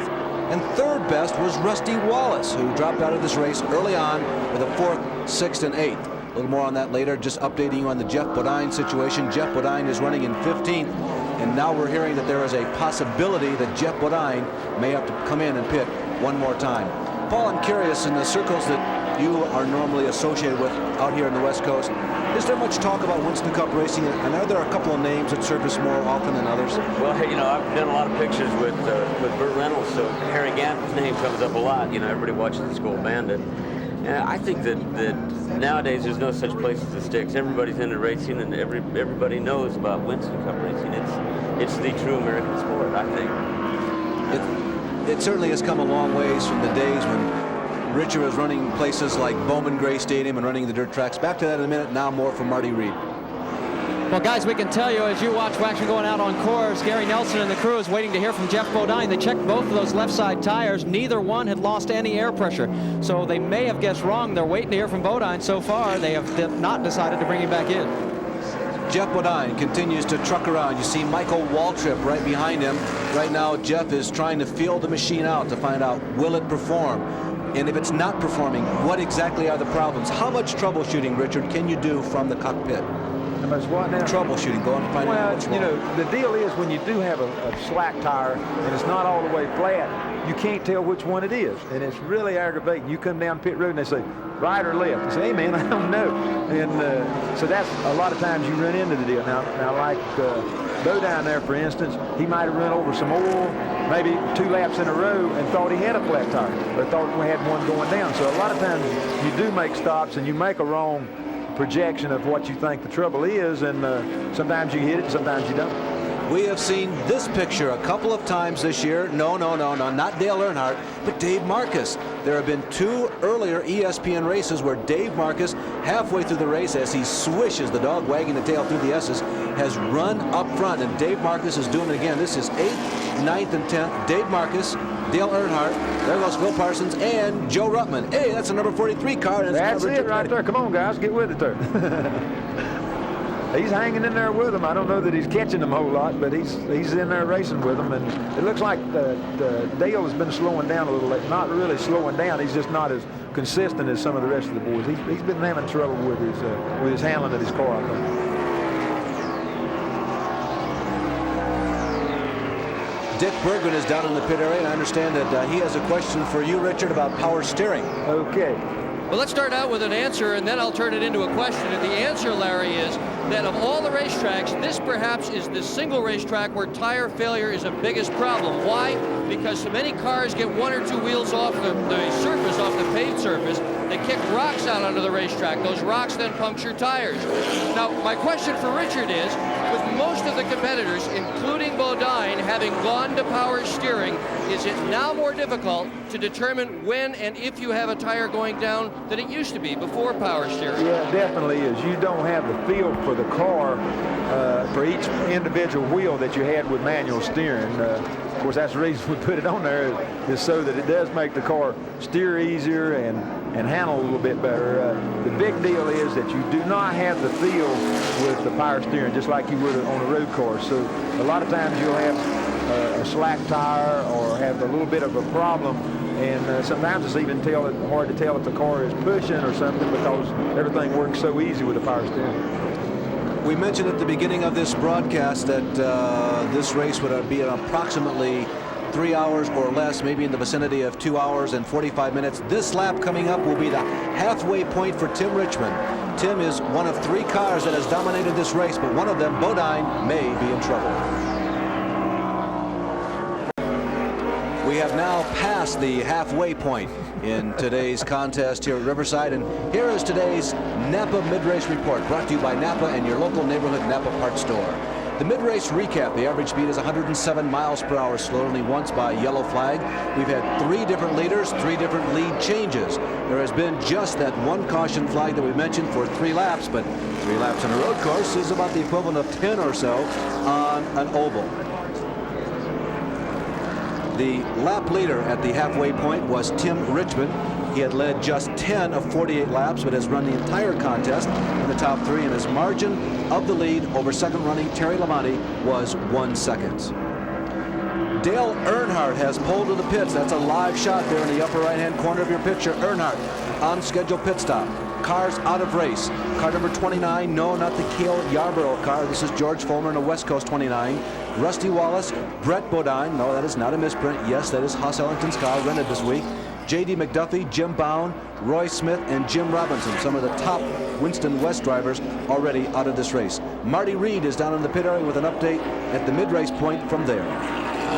Well, guys, what we've got for you down here is that they had definitely a cut tire, but unlike guessing like the Bodine pit, what they did was they changed all 4. They're checking now to see which one it is. So Dale Earnhardt is back out and underway. You can see that he is now running out on the track all by himself. Not necessarily a lonesome position to be. The number 95, the one car with the Coors on its hood that you just saw work through your picture, is Chad Little. Chad was one of the biggest winners on the West Coast a year ago, and he has Coors sponsorship adorning the side of his machine here in 1987. There's Morgan Shepherd motoring very slowly down the long backstretch. Earnhardt appears to be back up to speed, and still at speed, as he has been since the drop of the green flag, is number 25, Tim Richmond. Yep, Tim's still in there digging, but I see the 11 is back there right close, and the 15, which we hadn't mentioned, has been right that close all day long. He's not got to the lead yet, but he's right in competition all the way with it. As we watch Morgan Shepherd slow down, Paul, I'm kind of interested to know that there have been so many changes in motor racing in the last 10 years. The guys are going to ballet school, Yes. going to road course schools. They're getting into scientific ways of improving vision, reaction time. What about your primary profession, music, and the harmonious tones, and you have to have a rhythm? Is there a direct application? There's a great correlation between the two. You know, I learned to drive from a fellow named Bob Bondurant, who started out throwing the big old Chevy, Corvettes around, and slowly his style of driving changed and became very smooth, very rhythmic, and that works best for me. And I get a little excited and slide around on that phone book a little bit, but the calmer, the cooler, the better. Don't worry about phone books, because there are certain aids I have to use to be the same height as Bob Jenkins. The only guy I could ever really team drive with was Gordy Johncock. We're pretty close to the same height. Is there more racing in Paul Williams' future? No, Paul Williams is off to Hungary to make a movie of The Wizard of Id, the comic strip. And I'm afraid that's going to be about a year, so this is going to be the last of racing I get to see for a while. The radios tell us that Morgan Shepherd is done for the day, as we look again at Dave Marcus, Phil Parsons, and Joe Ruttman. One last question for you, Paul. Something else that has happened as we watch 8th, 9th, and 10th. A lot of well-known entertainment, a lot of well-known people from other walks of athletics have turned to racing. Is this a recent phenomenon, or is it finally fashionable to say, yeah, I really like race cars, and that is a major league sport? Well, I think it's not only the people that are driving them, but the people that are putting the money into the cars. When you see an underall automobile running around out there, you know that everybody wants to get into racing. And I think it's good for the sport. Well, we have enjoyed you, and being one of the original Carpenter fans, All right. it was the first time that I think I recognized your name. I've enjoyed the work for quite some time, so thanks so much for joining us. God bless you. I appreciate it. Okay, Paul. Thanks, Larry. Okay, remember we are past the halfway point. Again, it's Dave Marcus, Phil Parsons, and Joe Ruttman, who is right now just out of the picture, and they are running 8th, 9th, and 10th. Earnhardt was in that group, but Dale Earnhardt had a tire go down. He came in, made a brief stop in the pits, in which they changed all 4 tires.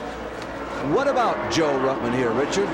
Is he about where you and Dale would like him to be at this point in the race? No, he's not in front. So, but yeah, really, I know he's running as good as he can, and he's about 5 or 6 people. There's 3 or 4 right in front of this crowd, and they're all running the same speed. They're just running there. So now it's going to be how we make our pit stops, who gets a good set of tires, or how the circumstances now will change all this around. Not necessarily who's leading or who's running second. But Joe gets through the S's good. He really catches up good. Where he's losing time is he can't get off of 8, and I don't know whether that's that the engine's not working or he's got a different transmission than what I run, so that might be a little bit different. Turn 8 right there coming up. A little move to the right and then back to the left. Now they're out of turn number 8, and as you pointed out, Richard, there is where Joe is. They pull him a little coming off the corner down there, and you see how much further they got ahead of him, and he went into the corner right on their bumper. So here they are using the draft like I was talking. The time they get to the bridge, they've got running fast enough in to have a little bit of a draft. Phil Parsons, Port, go ahead. Okay, see, Joe is a pretty good ways behind right now. But he'll come down in this corner and catch a little bit. Time he gets back up into number 2 corner, he'll be right on their bumper again. What draft there is, Phil enjoyed it that lap.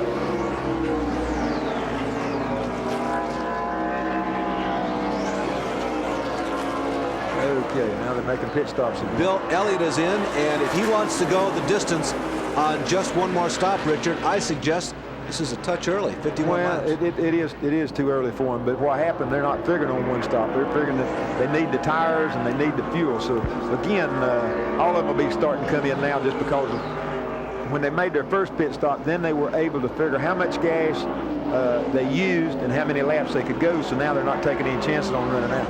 Now, they've done a lot of work on this Ford power plant in 1987 to increase its fuel mileage, and it has been at some races one of the better combinations. They've done well this year. At the Poconos, they were getting super good gas mileage for Ford, and they've worked on different areas. You work on one area, you get that kind of worked out, and then if fuel's one of them, then they start working on the fuel. So everybody's got his own kit going, and like you say, they're working on the fuel now because they've got the car running good and handling good. So they figure they're pretty good on that. If they can get the fuel economy now, just that much better.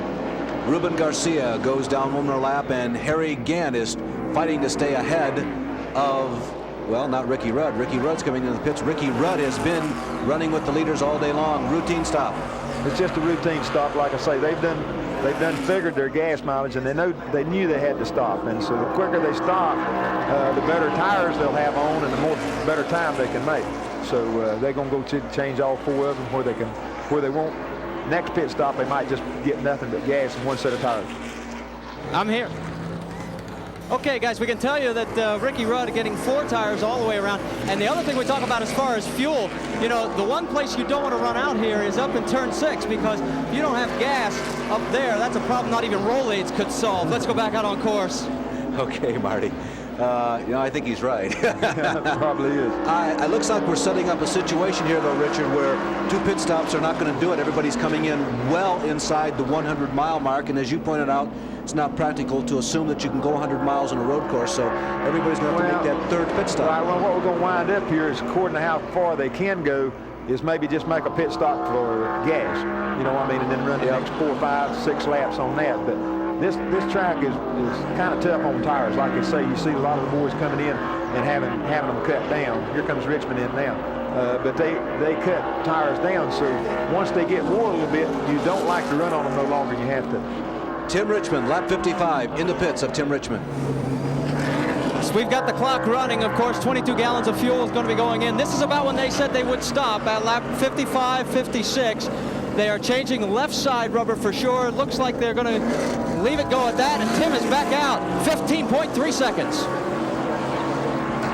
His teammate is in the pits, and look who's working on the car, Richard. Kodiak people. Rusty Wallace team members are servicing Benny Parsons' car. Benny told me, Richard, that they were working his crew to death, that they really have been hustling, humping on those guys, trying to field these 5 cars, and the guys were kind of ragged, although they're still out there pumping out, doing their job, as is evidenced by the strong qualifying run by 4 of those cars. That was a good pit stop, too. Yeah. That was a super good pit stop. So Barry Dotson and crew has brought the Kodiak colors over to the Folgers pit. All right. Sterling Marlin is in the Piedmont Oldsmobile, co-sponsored by Underalls, one of the more unusual sponsors that has made its way to Winston Cup racing in the last couple of seasons. Man, it's also sponsored by Piedmont. They've been in it a long time. Yeah, they have. They really have. There is Terry Labonte, who is running in 2nd place right now behind Tim Richmond. Labonte is working on the number 51 car of Jim Fitzgerald. That is not Jeff Bodine, that's Jim Fitzgerald. And Labonte is there making a stop, and our Dick Bergman is right there. And he's going to watch them take on at least 2 tires, very possibly 4 tires, Larry. They do have 4 ready to do if they decide they want to. Big chassis adjustment inside the car, big adjustment. 2 tires on the left side. Pete now with the jack, brought it around. It's going to be a 4-tire change for Labonte. He just sits there calmly, coolly. The Tide team, meanwhile, picks up a tire that had gotten away from the 11 car a little bit. There goes Labonte at 25.9. Good stop.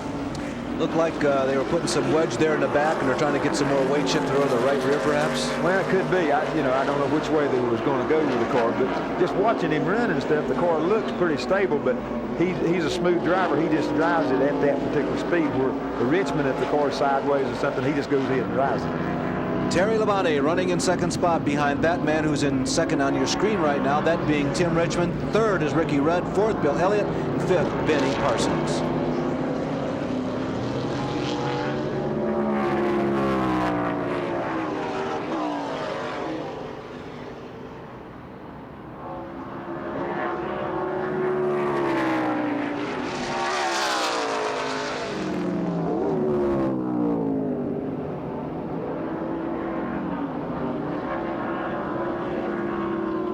If you can just show me everybody who's left.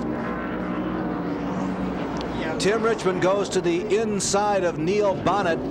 Richmond is putting a lap on Neil, I believe, because Bonnet was running up in the top 10, or No, Bonnet had not pitted yet. That's what it was. Bonnet was the leader. You're right. Okay. So Neil now comes in, and he'll be the distance behind Tim on the track that he spends in the pits. That is the time that he spends in the pits. Neil was the leader. Neil Bonnet in the Bob Rahilly Butch Mock Valvoline sponsored car. And they've had their high spots in this season, haven't they, Dick Berggren? They probably had more low spots than high spots so far. When we did Dover 2 weeks ago, Larry, they were down to one car. They ran that race with the Super Speedway car. The car you're seeing service on right now, however, is a road course only car. It's brand new. They now have 4 out of their 5 cars ready. This is a team that has regrouped. They need a good finish here today, though. Neil had a very good season on the road courses. There is Joe Ruttman in the pits. Last year, Neil had an 8th, a 5th, and a 9th. He was the 6th best in all of NASCAR on the road courses a year ago. That was Neil Bonnet. Joe Ruttman comes out right behind Neil now. I'm pretty sure they're on the same lap, right, Richard, so I think he's doing well. They made a good pit stop. Well, in fact, both of them made good pit stops. But Tim should have a pretty good lead now because Tim wound up just getting 2 tires and everybody else got 4. This is a 35 car. Benny Parsons, Richard. Yeah, this is Benny.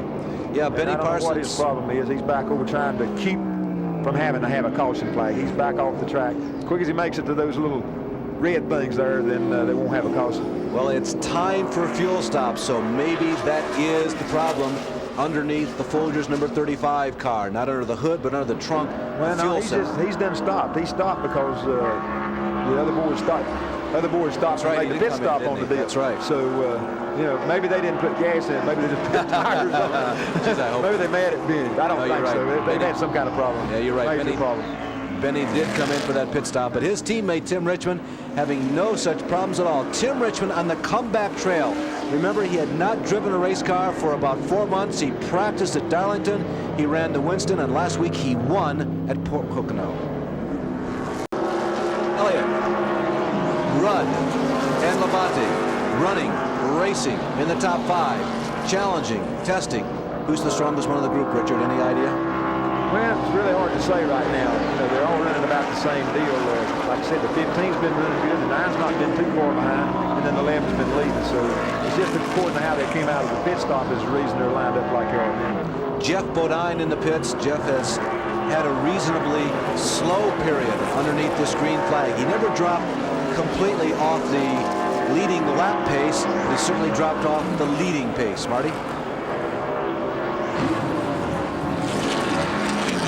Well, guys, I'm down here with Barry Dotson with the Kodiak crew is helping out Benny Parsons. Benny's having some trouble now, but you guys were approached to help out on the pit stops. Yeah, they came and asked us if they'd help. You know, it's kind of hectic putting 2 teams together in 2 weeks, and I guess we must be the bad luck. We had a good routine pit stop, and something happened to the transmission. We're just trying to help them out. You said you haven't had much practice, so it didn't hurt. No, you know, we had trouble a little trouble at Dover with the car. We didn't make a pit stop at Pocono, and I said, what the heck, guys, it can't hurt us. So now Benny Parsons is having problems again, but you'll be around if they need you.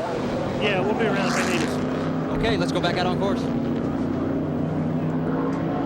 Richard, we've been watching the progress of Dave Marcus much of the season, and Dave Marcus, you've noted, has pulled into the pits. Yeah, he's been running real good here, you know what I mean? And he was one of the last ones, if not the last one, to make a pit stop this particular time. And then I seen him come in, and they got troubles under the hood. I seen some smoke coming out, so they're pretty well out of it now. Well, Bill Elliott, Ricky Rudd, the 2 Ford Thunderbirds, and the Chevrolet of Terry Labonte, they've been having a real good go at it. This is 2nd, 3rd, and 4th. They're all chasing Tim Richmond, and in tandem, they're trying to find out which one can emerge in the 2nd spot. Well, 2nd, 3rd, 4th. Yeah, I think Richmond's got a pretty good lead off him because he just changed 2 tires, and all these boys changed 4. So, you know, even though they might be running quicker, Richmond is still in front of them, and they've got to run him down. So we run into a situation here that on our next pit stop, then these boys can change 2 tires, and Richmond is liable to have all of his right. It'd be tough for him because the right ones he's going to have 2 pit stops on. So, you know, that's a gamble they're taking right now. We're having a change for positions. Up in the top 2, Ricky Rudd is looking to the left side, the port side of Bill Elliott as they go into the high-speed turn number 9, but nothing doing this lap. Terry Labonte says, well, maybe I'll take this opportunity to go to the inside of Ricky Rudd, but they get through turn number 9 almost in single file, but no change in positions.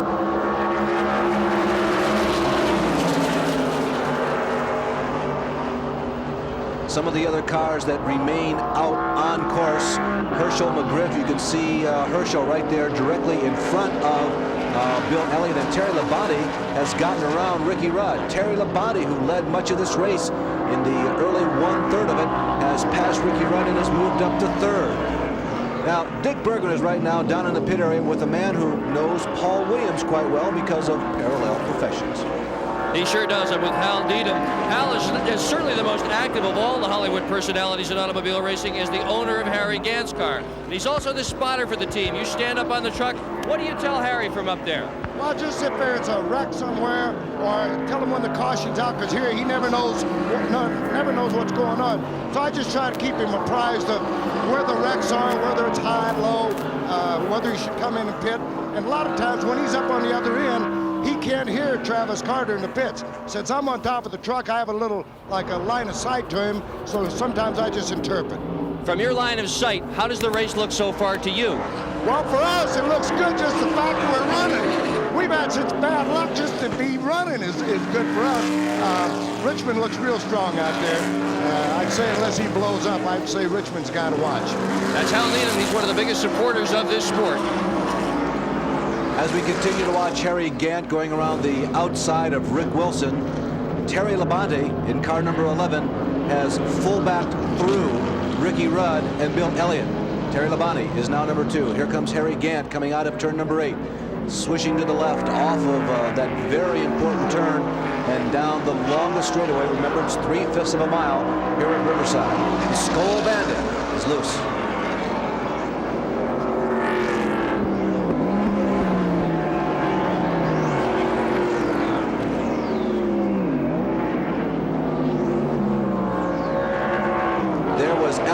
Going by, and here comes Tim Richmond.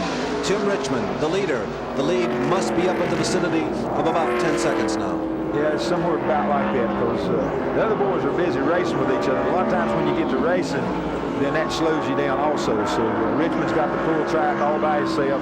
He can run the racetrack without having to race anybody. So, we'll just have to see where they go from here.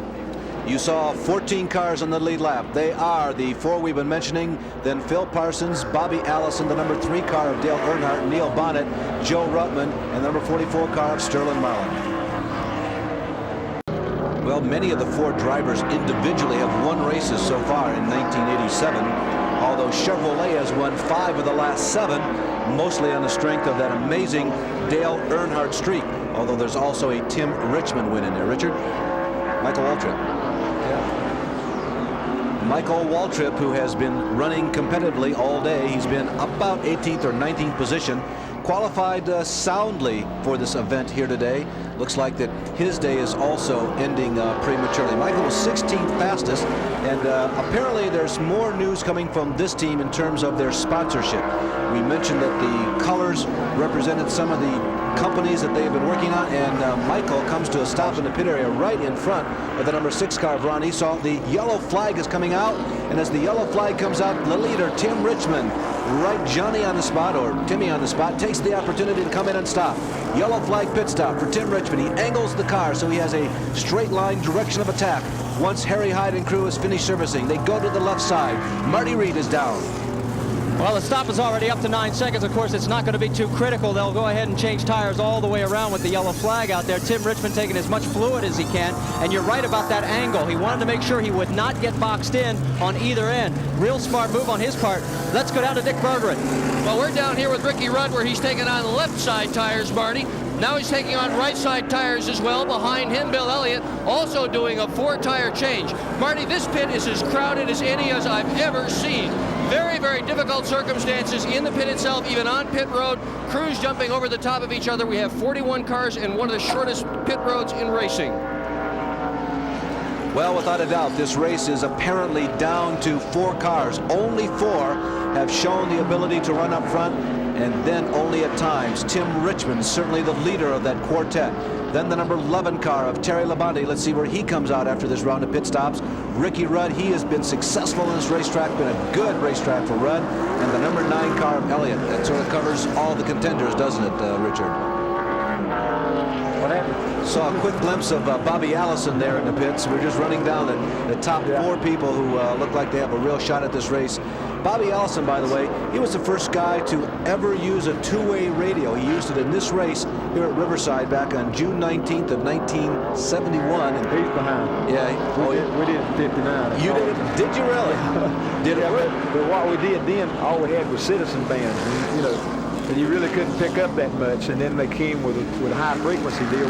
Bobby was first one with a high frequency situations where you go through with the noise and everything. Sure. We'll be back at Riverside with a little more right after this. Well, happy Father's Day to every father out there and everybody who aspires to be a father. This is becoming almost a tradition on ESPN, a Major League Motor Race on Father's Day here on ESPN. Tim Richmond is the leader of this race. The leaders have been shuffled because of this latest round of pit stops.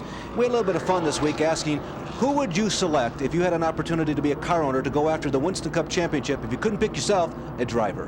Who would you want driving your car? Oh, it's easy. Junior Johnson. If I was going to pick somebody right now, I think I'd probably pick Terry Labonte. If you were assigned the opportunity to pick a driver, anyone in the world, whom would you take? I'd have to go get Dale. It would be hard not to pick a Bodine or a Richmond or an Earnhardt, you know, and that's, I guess, cliche type of picking. But that's only three of a plethora out there of really superb drivers. I don't know, but I would go with those three.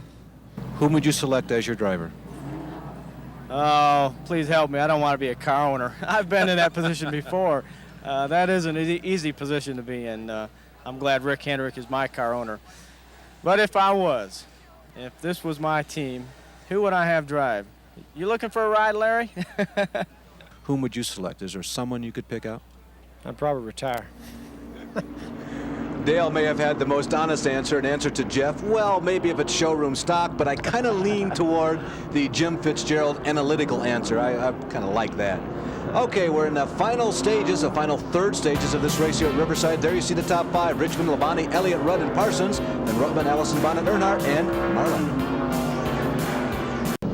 68 of 95 laps have been completed here at Riverside. There are 70 miles to go. We are well inside that window, which should allow the teams to go with this final load of fuel. Tim Richmond continues to be the leader. You can see Terry Labonte is running in second place, and running in third at this juncture is Bill Elliott. Fourth is Ricky Rudd. That's the order they're running in on the track. In fifth in the standings is the 55 car of Phil Parsons. Sixth is Joe Ruttman doing an excellent job.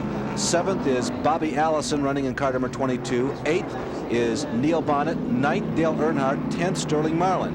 11th is Jeff Bodine. 12th is Harry Gannon. 13th, the final car in the lead lap, is car number 90, Ken Schrader. Well, now with a series of, make that a couple of reports from down pit side. First, here's Marty. Well, the number 55 car of Phil Parsons has quietly moved all the way from 22nd on the grid up to fifth spot. Tex Powell, the crew chief. Tex, you got to be happy again.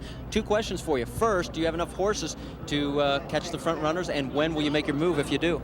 Oh, I don't think we can quite run with the lead cars. We're probably running about as good as we can expect to. We're going just as hard as we can go, and we're in fifth, and that's about, you know, the best we can do unless somebody else has trouble. A realistic approach from Tex Powell and the Skoll Classic crew. Let's go down to Dick Berggren. And I'm concerned about fuel down here, Marty. I've just taken a tour of some of the top running pits, and they say they're not sure whether they can make it or not. Now, the Earnhardt team, when I asked them about fuel, Kirk Shelmerdine didn't even want to talk about the subject. So I talked to the car owner, Richard Childress, and he said, we look pretty good. And I went down to Ricky Rudd's crew, and I talked to Greg Moore, who builds the engines, and he says, maybe, maybe not. It depends on how long the caution flag laps. I went down and talked to Harry Hyde, and he says it's iffy. It depends on the caution flag. So everybody is watching the fuel. This may do it for some teams. It may not for others. Reminder, this is a very risky place to run out of fuel, as Marty told you earlier. If you get trapped in turn 1, 2, 3, 4, 5, 6, you can't get back here. Your history, the race is all done and over with. But if you're getting good fuel mileage, if you can make it all the way around and beat somebody else, this might be the chance to capitalize. We continue to run under yellow here. We broke down the top 14 for you just before we went to those two reports. They, of course, remain on top. We still have about 30 cars, however, in its entirety on the course. Ready to go back under green here. Phil Parsons in that first group that went by. By the way, today, there he goes, is Phil's 30th birthday. So not only happy Father's Day to everyone, but happy 30th birthday to Phil Parsons. And boy, they're really crowding the pace car. Coming out of turn number 8, Ricky Rudd makes a big jump, and Ricky Rudd is looking for the lead. Coming down the backstretch. Make that, yep, it is Ricky Rudd. I was beginning to think that might have been Bill Elliott, but it's Ricky Rudd who jumps to the inside and takes over. Look at the damage to the front of Terry Labonte's car. Terry Labonte has had a meeting with somebody or something.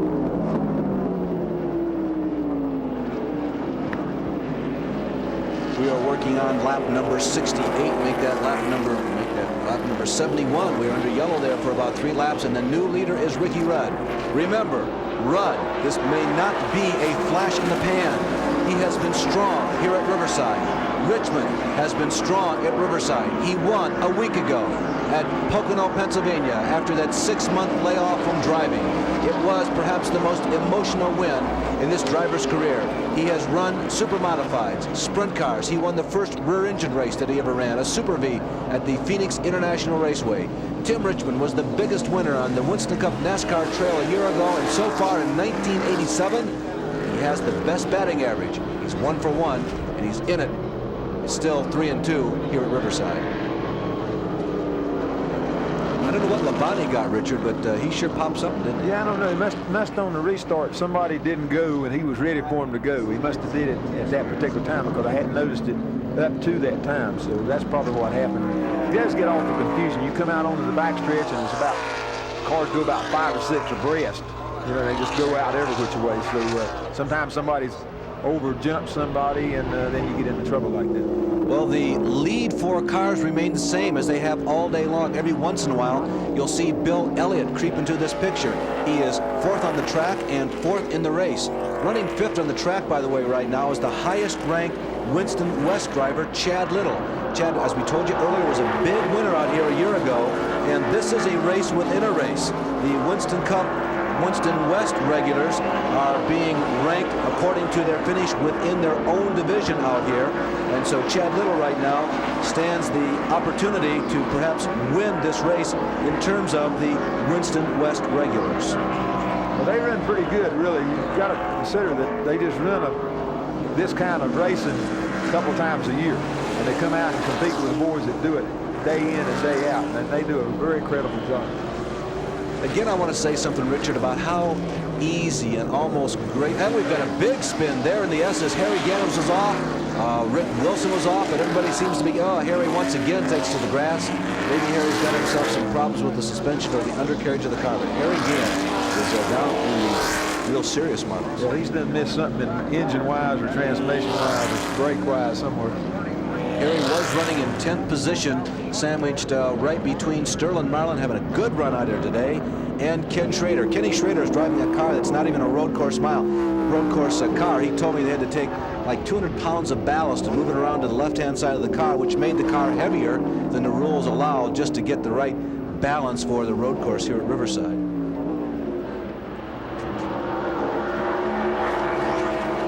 Well, Ricky Rudd showing some strength late here in the event. 13 cars in the lead lap.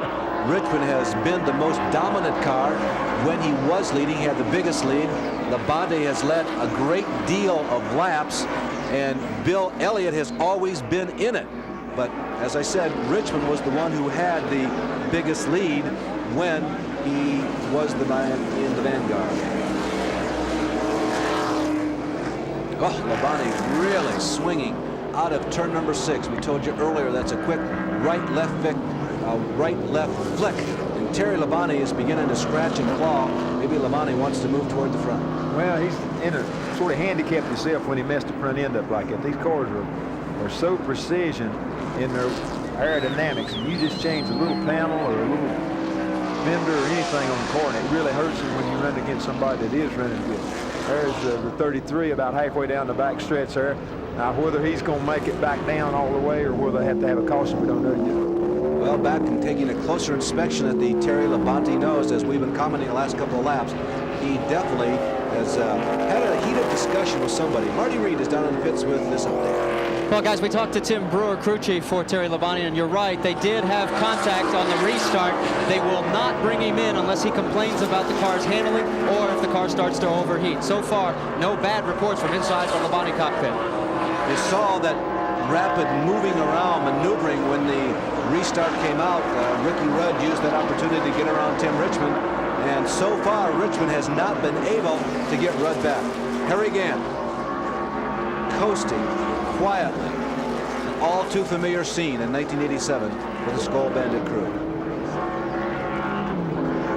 Back up front. Now, these riding boys the horse. are pretty well running just about all they can do now. They got down to the situation now where there's, what, 20, 25 laps to go. You better go racing right now. And that's really what they're doing right now. They're getting just about all they can get out of those cars at this particular time. It takes about a minute 20, minute 25, somewhere in that range to get around here. Once you get down within 20 minutes, you can see the race is a half hour from being over. But unlike a super speedway, when there's a half hour to go in the race, that means you've got a half hour of opportunities. On a road course, you might be able to cut that. And Tim Richmond may have the line on Ricky Rudd. They go into turn number 9. Rudd and Richmond both dirt tracking the number 9. Richmond has the line. Rudd is trying to hold on the outside. If he can hold on there till they get to turn number 1, he'll be on the inside. Ricky Rudd sticks. A left-hander coming up. Can Rudd hold on? Richmond goes high. Ricky Rudd fends him off. Really what happened there, you get into a situation that... and now Richmond gets by. Rudd just couldn't hold him back. They can't hold him back because when you wind up, you watch that the same way down the backstretch and the same way there. The 25 is a stronger running car. He's got to go where he needs to go. And, you know, with just watching him run and stuff, Ricky gets through the S's good, and he runs pretty good everywhere else. But when the 25 gets ready to go, he just goes on. That's what he did there.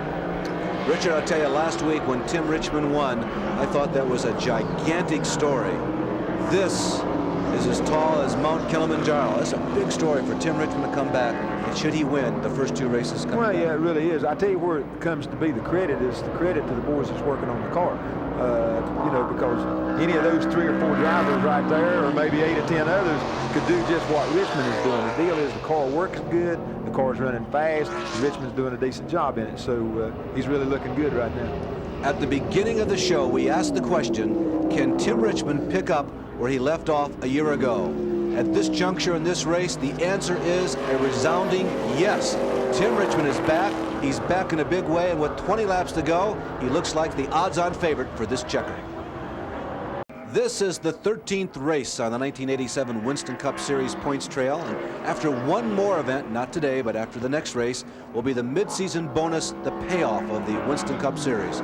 First place will be $150,000. That'll be Dale Earnhardt. Second place, $100,000. That's likely to be Bill Elliott. And then you can see 3rd, 4th, and 5th down to $35,000. And 6th through 10th, 30, 25, 20, 15, and $10,000, with $500,000 to be awarded in total after the Firecracker 400. Well, really, in that deal, the first place man is the only one right now that's assured of what's going on. Second's fairly good, but from there on back to 10th or 12th place, just one race will put you from 10th place up to about 4th or 5th in the point standing if everything goes right. So that's going to be real important in how they finish here and then how we'll come up out of Michigan. Richard, it's been a really good points battle behind Dale Earnhardt this year. Right. Elliott is still in second, but he's just 86 points ahead of Neil Bonnet. Neil Bonnet has had a consistent year. He's not been one of the people contesting for the lead every time, but he is 3rd in points. 4th is Kyle Petty, and 5th is Terry Labonte. Well, what happened, he's been wound up finishing most of the races, even though, like you say, he's not won any. They've had a good percentage of finishing this year, and that's what it takes to get points. Tim Richmond, who won his very first Winston Cup race ever here at Richmond and who has performed well on road courses. We told you his record of a year ago, is the man in the driver's seat, literally at this juncture, with inside of 20 laps to go, inside of 60 miles to go. 79 laps have been completed of this 95-lap contest here on the road course at Riverside. And running a solid race today is, without question, Richard, his finest performance of 1987 is Joe Rutland. You must be grinning. Joe's done real good. I mean, you know, you got to figure now he started for the, how many cars they started. Yeah. He was the dead last car. 41st. So because I had to get out of the car and put him in there. so far he's done a super job. He's just not quite got everything together, but right now he's running 5th or 6th. So, you know, he's got a chance right there to pick up 1 or 2 positions, or he could lose a couple. Well, 5th running is Phil Parsons. Elliott is 4th. Labonte is 3rd. Rudd is 2nd, and Tim Richmond is the leader. 7th, by the way, is Neil Bonnet, racking up more points toward that points total of 3rd place best that he has so far. Bobby Allison is 8th. Sterling Marlin in car number 44. I believe this is probably his best road course effort ever, is 9th. Jeff Bodine, having run at the leaders in the early stages of the race, but having mechanical problems about halfway through, is 10th. 11th is the 3 car of Dale Earnhardt. He's had a couple of unscheduled pit stops. And Ken Schrader is 12th, the final car on the lead lap. You know, Richard, we've come out here to Riverside several times in the last couple of years, and there's always talk about, well, this might be the last race for this course, and the update is that there is no update. That the way things stand right now is that the housing developments in the area continue to get closer. Now we see a battle shaping up for the top 3 positions. You see Richmond going out of the screen in first, back to the Riverside story in a second. Here's Labonte. Labonte testing the inside. Now he'll swing back to the other side, try that old dirt track maneuver, the crossover, but not this lap. Back to that story on Riverside.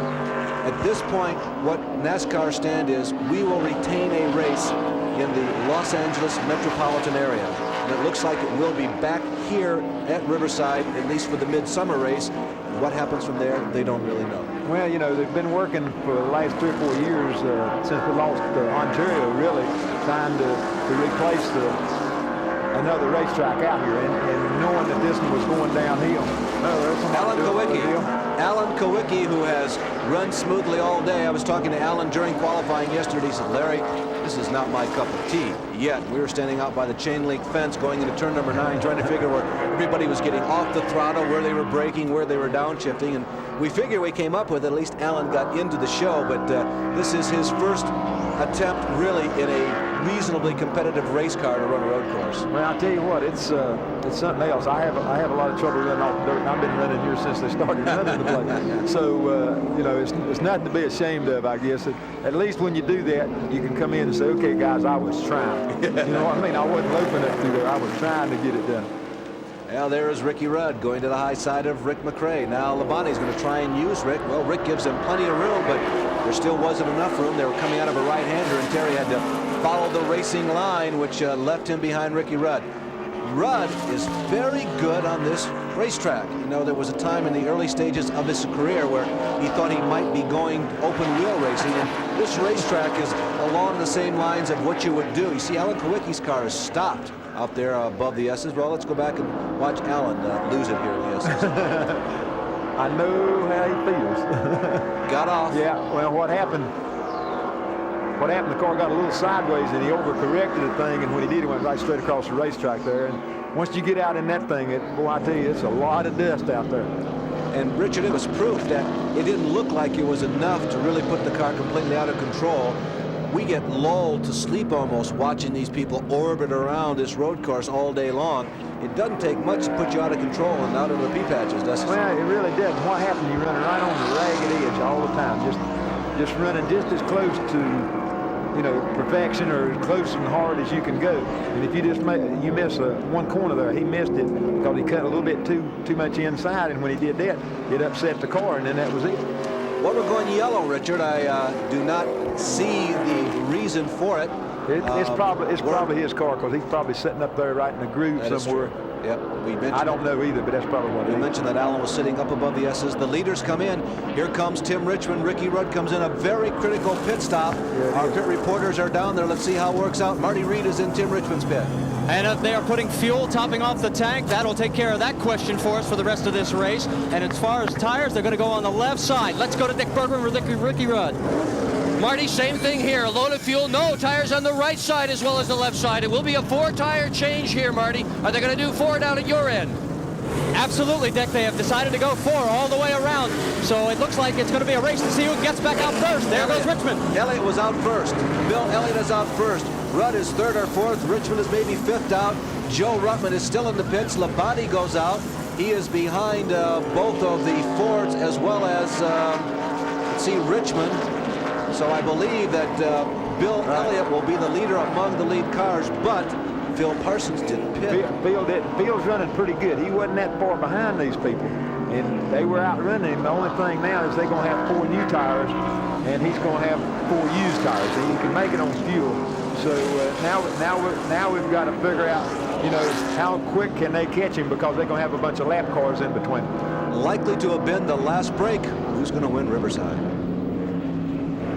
12 laps to go. Terry Labonte, one of the 4 lead cars of this event, has made an extra pit stop. Now he changed all 4 tires the first time. It drops him to 12. Tim Richmond has changed 4 tires.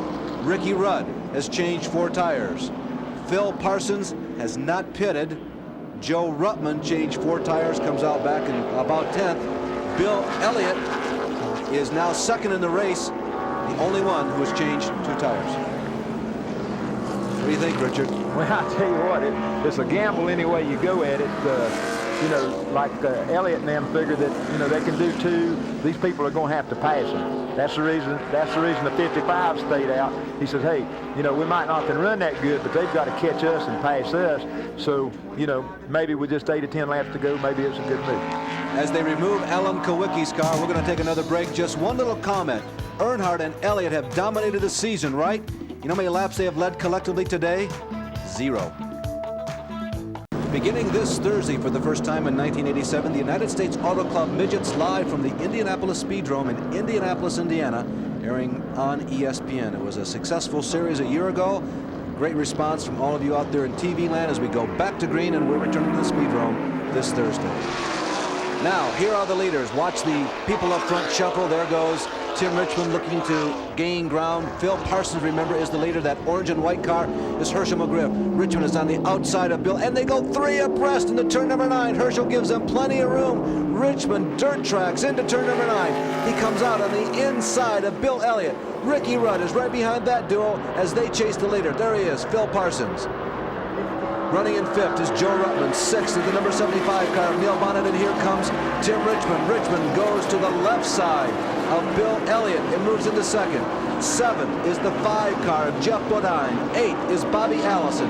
9th is Dale Earnhardt. 10th, Ken Schrader. 11th, Sterling Marlin. And 12th, after an extra pit stop, is Terry Labonte. 10 laps to go. See, there is a prime example of what I was talking about, just plain this car running fast. He didn't outmaneuver anybody. He just pulls out and goes on by him and runs. See, there he comes there. Herschel McGriff almost spinning out Riley in front of Joe.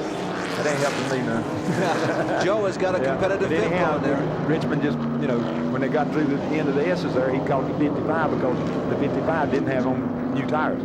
Tires make such a big difference, and when you have the opportunity to stop and get fresh ones late in the race, boy, that's what will win or lose the race. Yeah, you get into a gambling situation now. Richmond's long gone now, see, because Elliott had messed around and raced with the 55 for a while there, and the 15 back there because he can't get by the 9. So, you know, it just leaves Richmond really an open field right now. He got all that one lap there to win him the race.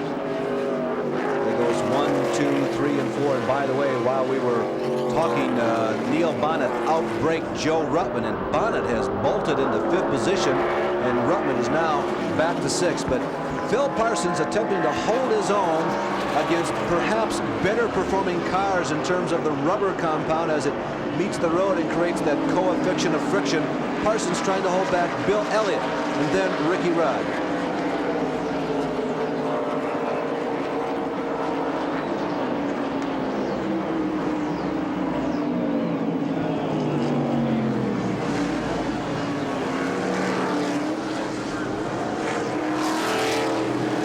Tim Richmond, who has emerged as the dominant car in this race. He followed Jeff Bodine for some stages of this event.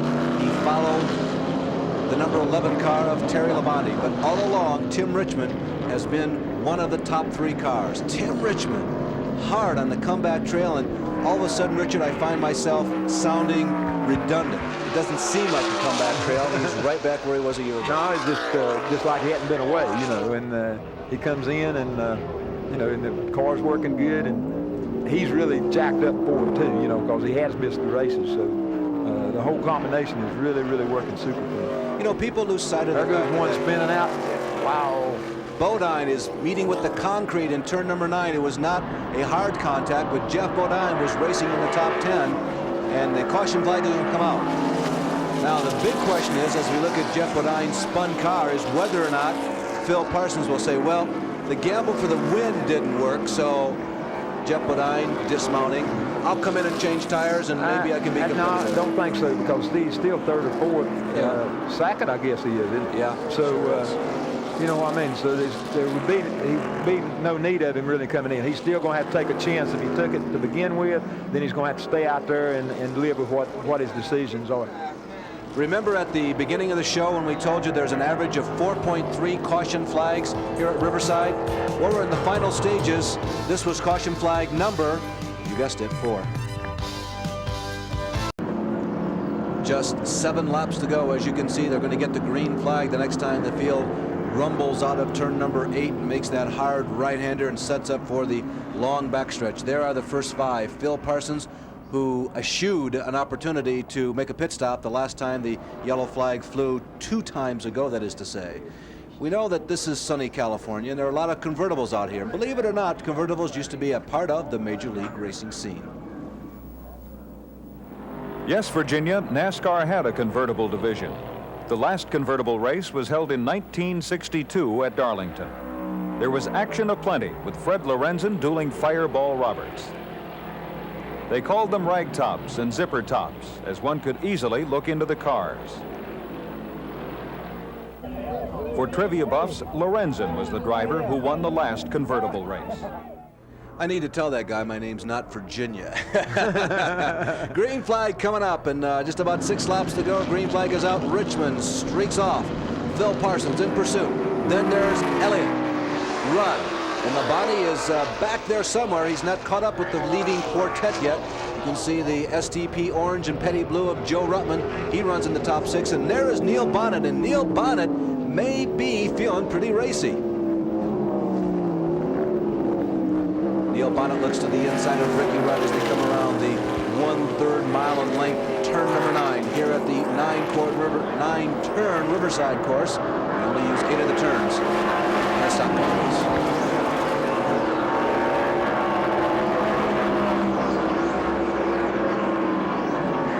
Here at Riverside, the Ford products won the first 10 races if you include Mercury. But since then, there have been only 2 more Fords. Chevy won none of the first 10, and now they have won 14, including 6 of the last 7. Jim Richmond pilots a Chevrolet. A Matador won twice here. Remember Bobby Allison and Mark Donahue? There is Phil Parsons trying to hold back Ricky Rudd and Bill Elliott. Phil Parsons using up as much track as he possibly can. He skates into and off of turn number 7. Oh. Phil on those old tires was trying to preserve second place, Richard. Well, he was trying just a little bit too hard instead of knowing that these boys can outrun him. You know what I mean? Instead of being a little more patient and trying to save a little something, you know, then he messed up. But this is pretty interesting here. Bonnet is the second fastest car on the track. No question about it in my mind. Neil Bonnet worked his way around Joe Ruttman easily about 3 or 4 laps ago. Now he's gotten by Bill Elliott. Phil Parsons succumbs to the pressure of this trio. There were 3 of them working on Phil. There really wasn't much you could do. And now Neil Bonnet is trying to catch the number 15 car of Ricky Rudd, one of the recent winners here at Riverside. And Bonnet, high up in the point standings, is going after the runner-up spot. Yeah, Neil got a good break when 55 spun up there, and then he hit the traffic just right to be able to pull up in there. But he is running good enough to be there. 4 laps to go. 4 laps to go here at Riverside. Tim Richmond swings around through the S's. Make that 5 laps to go at Riverside. 5 laps. Getting my yellow flags and my green flags mixed up. And Tim Richmond once again returns to where he was in each of the last 2 green flag segments, and that is a dominating lead. It really is. That's a heck of a lead, that's for sure. Neil is really getting through the S's good. He is really looks like the car is really working good. No more pit stops will play a role in today's race, and Tim Richmond, repeating again, he won the race the first time after his comeback from a serious illness over the winter at Pocono last week, and Tim Richmond is on the verge of making it 2 in a row. Tim Richmond, the man like Willie T. Ribbs, who is known for very special victory lane celebrations, may be headed for yet another. Now, again, I'll repeat that I understand the frustration of those of you who follow Winston Cup racing, that you just can't get all the way around and see who's still out there. So here we come down 5 laps from the end. I'll give you a rundown, not necessarily the order they're running, but the cars still on the track. It's Richmond, Rudd, Bonnet, Bill Elliott is the first 4, then Joe Ruttman. Terry Labonte is now 6th. Earnhardt is 7th. Bobby Allison is 8th. They're within about 10 seconds. Sterling Marlin is 9th. Herschel McGriff 10th. Kenny Schrader, and then Bobby Helen Jr., Rick Wilson, Harry Gant, Phil Parsons, the number 71 car of Dave Marcus, 14 of Ruben Garcia. Well, they got about a little over a 2-second lead right now with what, 3 laps to go. So all he's got to do is stay on the racetrack and he'll be all right. It looks like Terry's going to catch up with Joe here. See, Terry had to make that extra pit stop and change 4 tires, so he's coming on strong. He just got caught behind all that traffic on the restart. Terry Labonte, the Junior Johnson machine. Tim Brewer taking over the complete control in terms of the crew chief for all of the events. There are all the leaders. Yes, they're all on the same lap, and this would be close if this were an oval down in the Deep South, but here on the road course, unless somebody makes a mistake, it's difficult to pick up 7 or 8 car lengths. But when someone does make a mistake, it happens like lightning. Just like that, you're caught up to the guy in front of you. And Terry Labonte is trying to work on Joe Ruttman going to turn 9. Joe's trying to hold him back, but Labonte scoots underneath as they enter turn 9.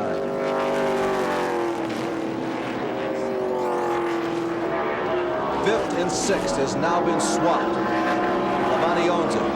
Ruttman had it, gives it up. Some more of the people still out orbiting around this road course here in the middle of the desert. I think we stopped off about at Dave Marcus on the last lap. There's a fairly big difference between Marcus and then the number 14 of Ruben Garcia, the 32 car, 6 of Ron Esau, Darrell Waltrip, Jim Fitzgerald, the 95 car of Chad Little, the 66 car of Johnny Krebs, the 12 car of Jim Bound, Jimmy Means, Buddy Arrington, 67 car being driven by Chet Phillip. We continue to watch 1st, 2nd, and 3rd. There is Ricky Rudd, very up close for you. Kyle Petty has returned to this speedway, but to no avail. He's several laps down, and Rick McRae is one of the final cars running on the course, as are the number 18 car, a provisional starter of today, Dale Jarrett. And number 7, Alan Kowicki, the reason for one of our yellow flags, has returned to the racetrack. Tim Richmond, meanwhile, has stretched out the lead. It's about 30 car lengths. Yeah, they've got everybody pretty well separated now. The only thing that looks like it's going to be any challenge is that the number 11 car is catching up with the 9 car. So he's got 2 more laps to do it, and that's going to be a close race by the time it gets down to the end of it. Tim Richmond is looking toward his 13th career win. Many of those wins coming a year ago. He won 7 times in 1986. He won no times in 1985. And prior to that, his best season was a 2-win season in 1982, the first year that he won. But win number 12 coming up for Tim Richmond, and those wins have taken place in a span, Richard, of about 18 races. Yeah, he's done really good. He's really hit everything just right. Good combination deal, and just like Earnhardt was at the beginning of the season. In fact, he stretched his lead out now to almost 2.5 seconds, so he is definitely the quickest car on the racetrack. Richard, we were talking about physical fitness and how scientific motor racing has become. Tim is one of the stronger athletes running in Winston Cup racing today. Do you think that's a factor? Well, it's a definite factor. It helps. I don't think that the strength was last week or this week. A lot of all the things that we do is strictly comes down to mind over matter situation. And so, when you run into that kind of deal, he's been resting for 6 weeks, 6 months, and he has really been gung-ho. He's really been wanting to do it, so he's trying his very, very best. The white flag, symbolic of 1 more lap to go, and they're side by side for 4th position right now. Terry Labonte and Bill Elliott are testing each other as they come past our position at the start-finish line.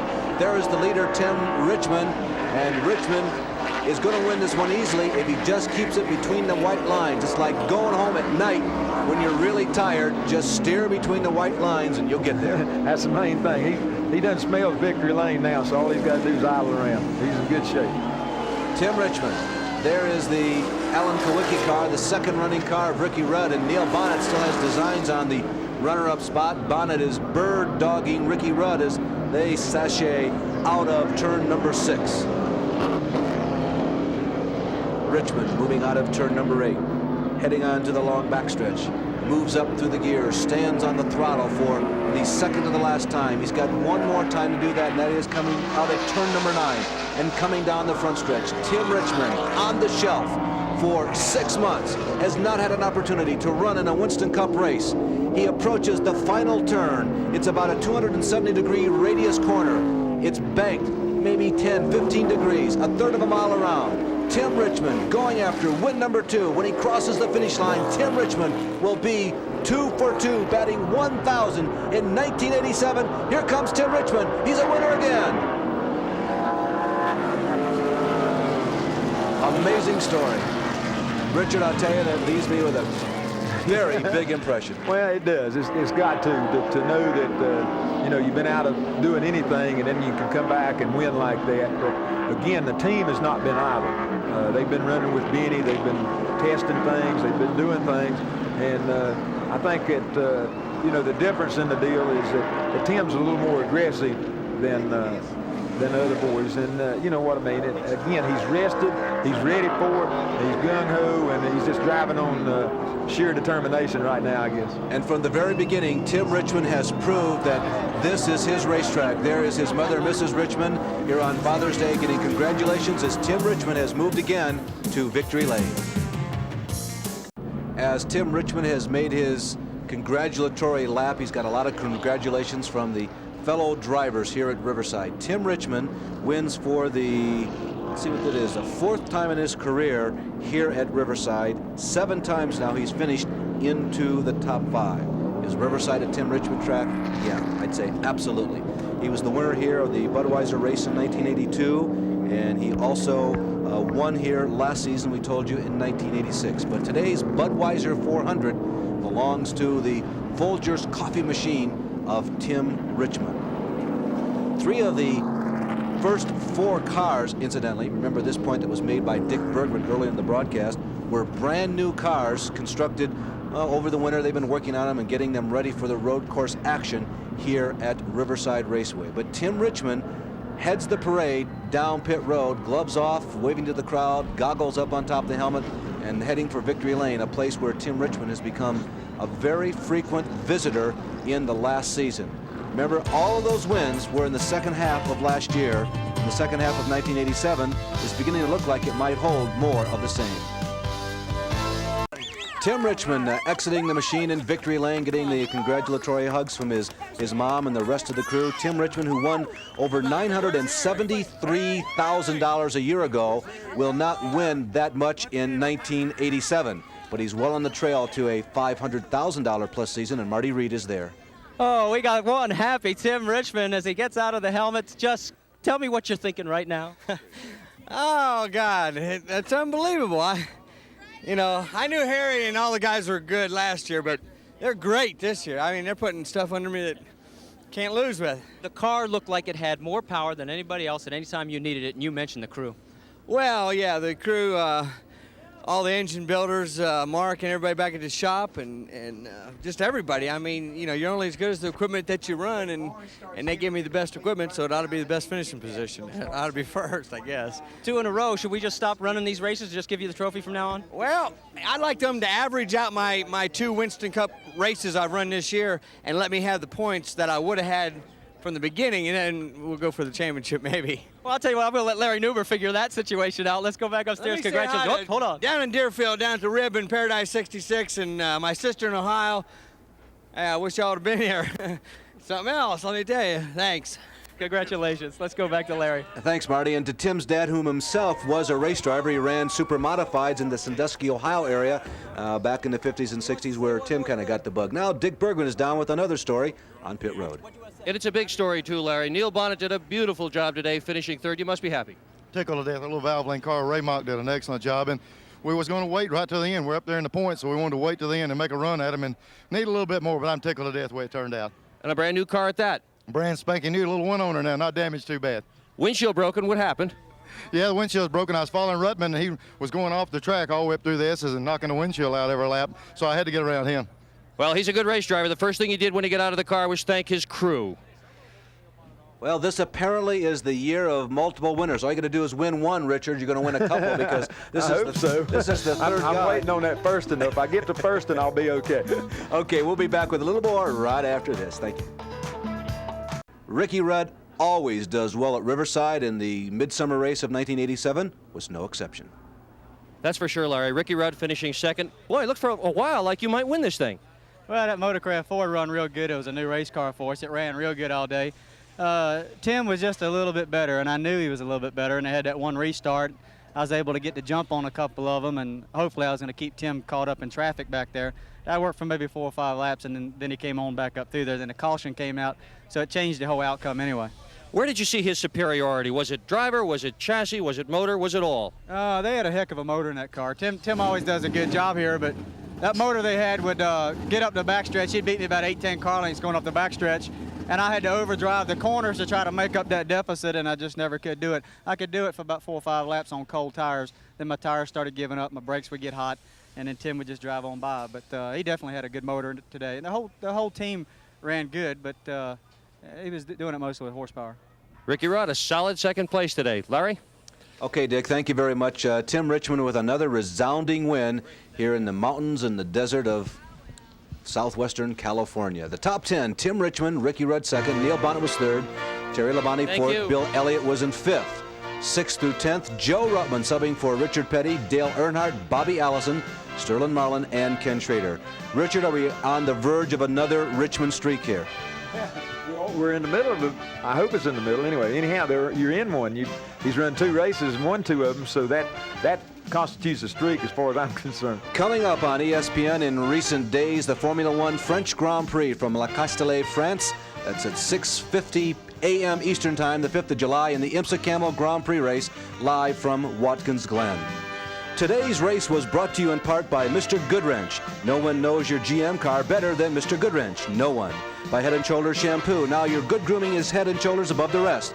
By Budweiser. Budweiser Beechwood Age for that cream, crisp taste. This Bud's for you. And by Quaker State Motor Oil. New Quaker State with QSX keeps your engine cleaner to last longer. So long, everyone. This is Larry Newber from Riverside.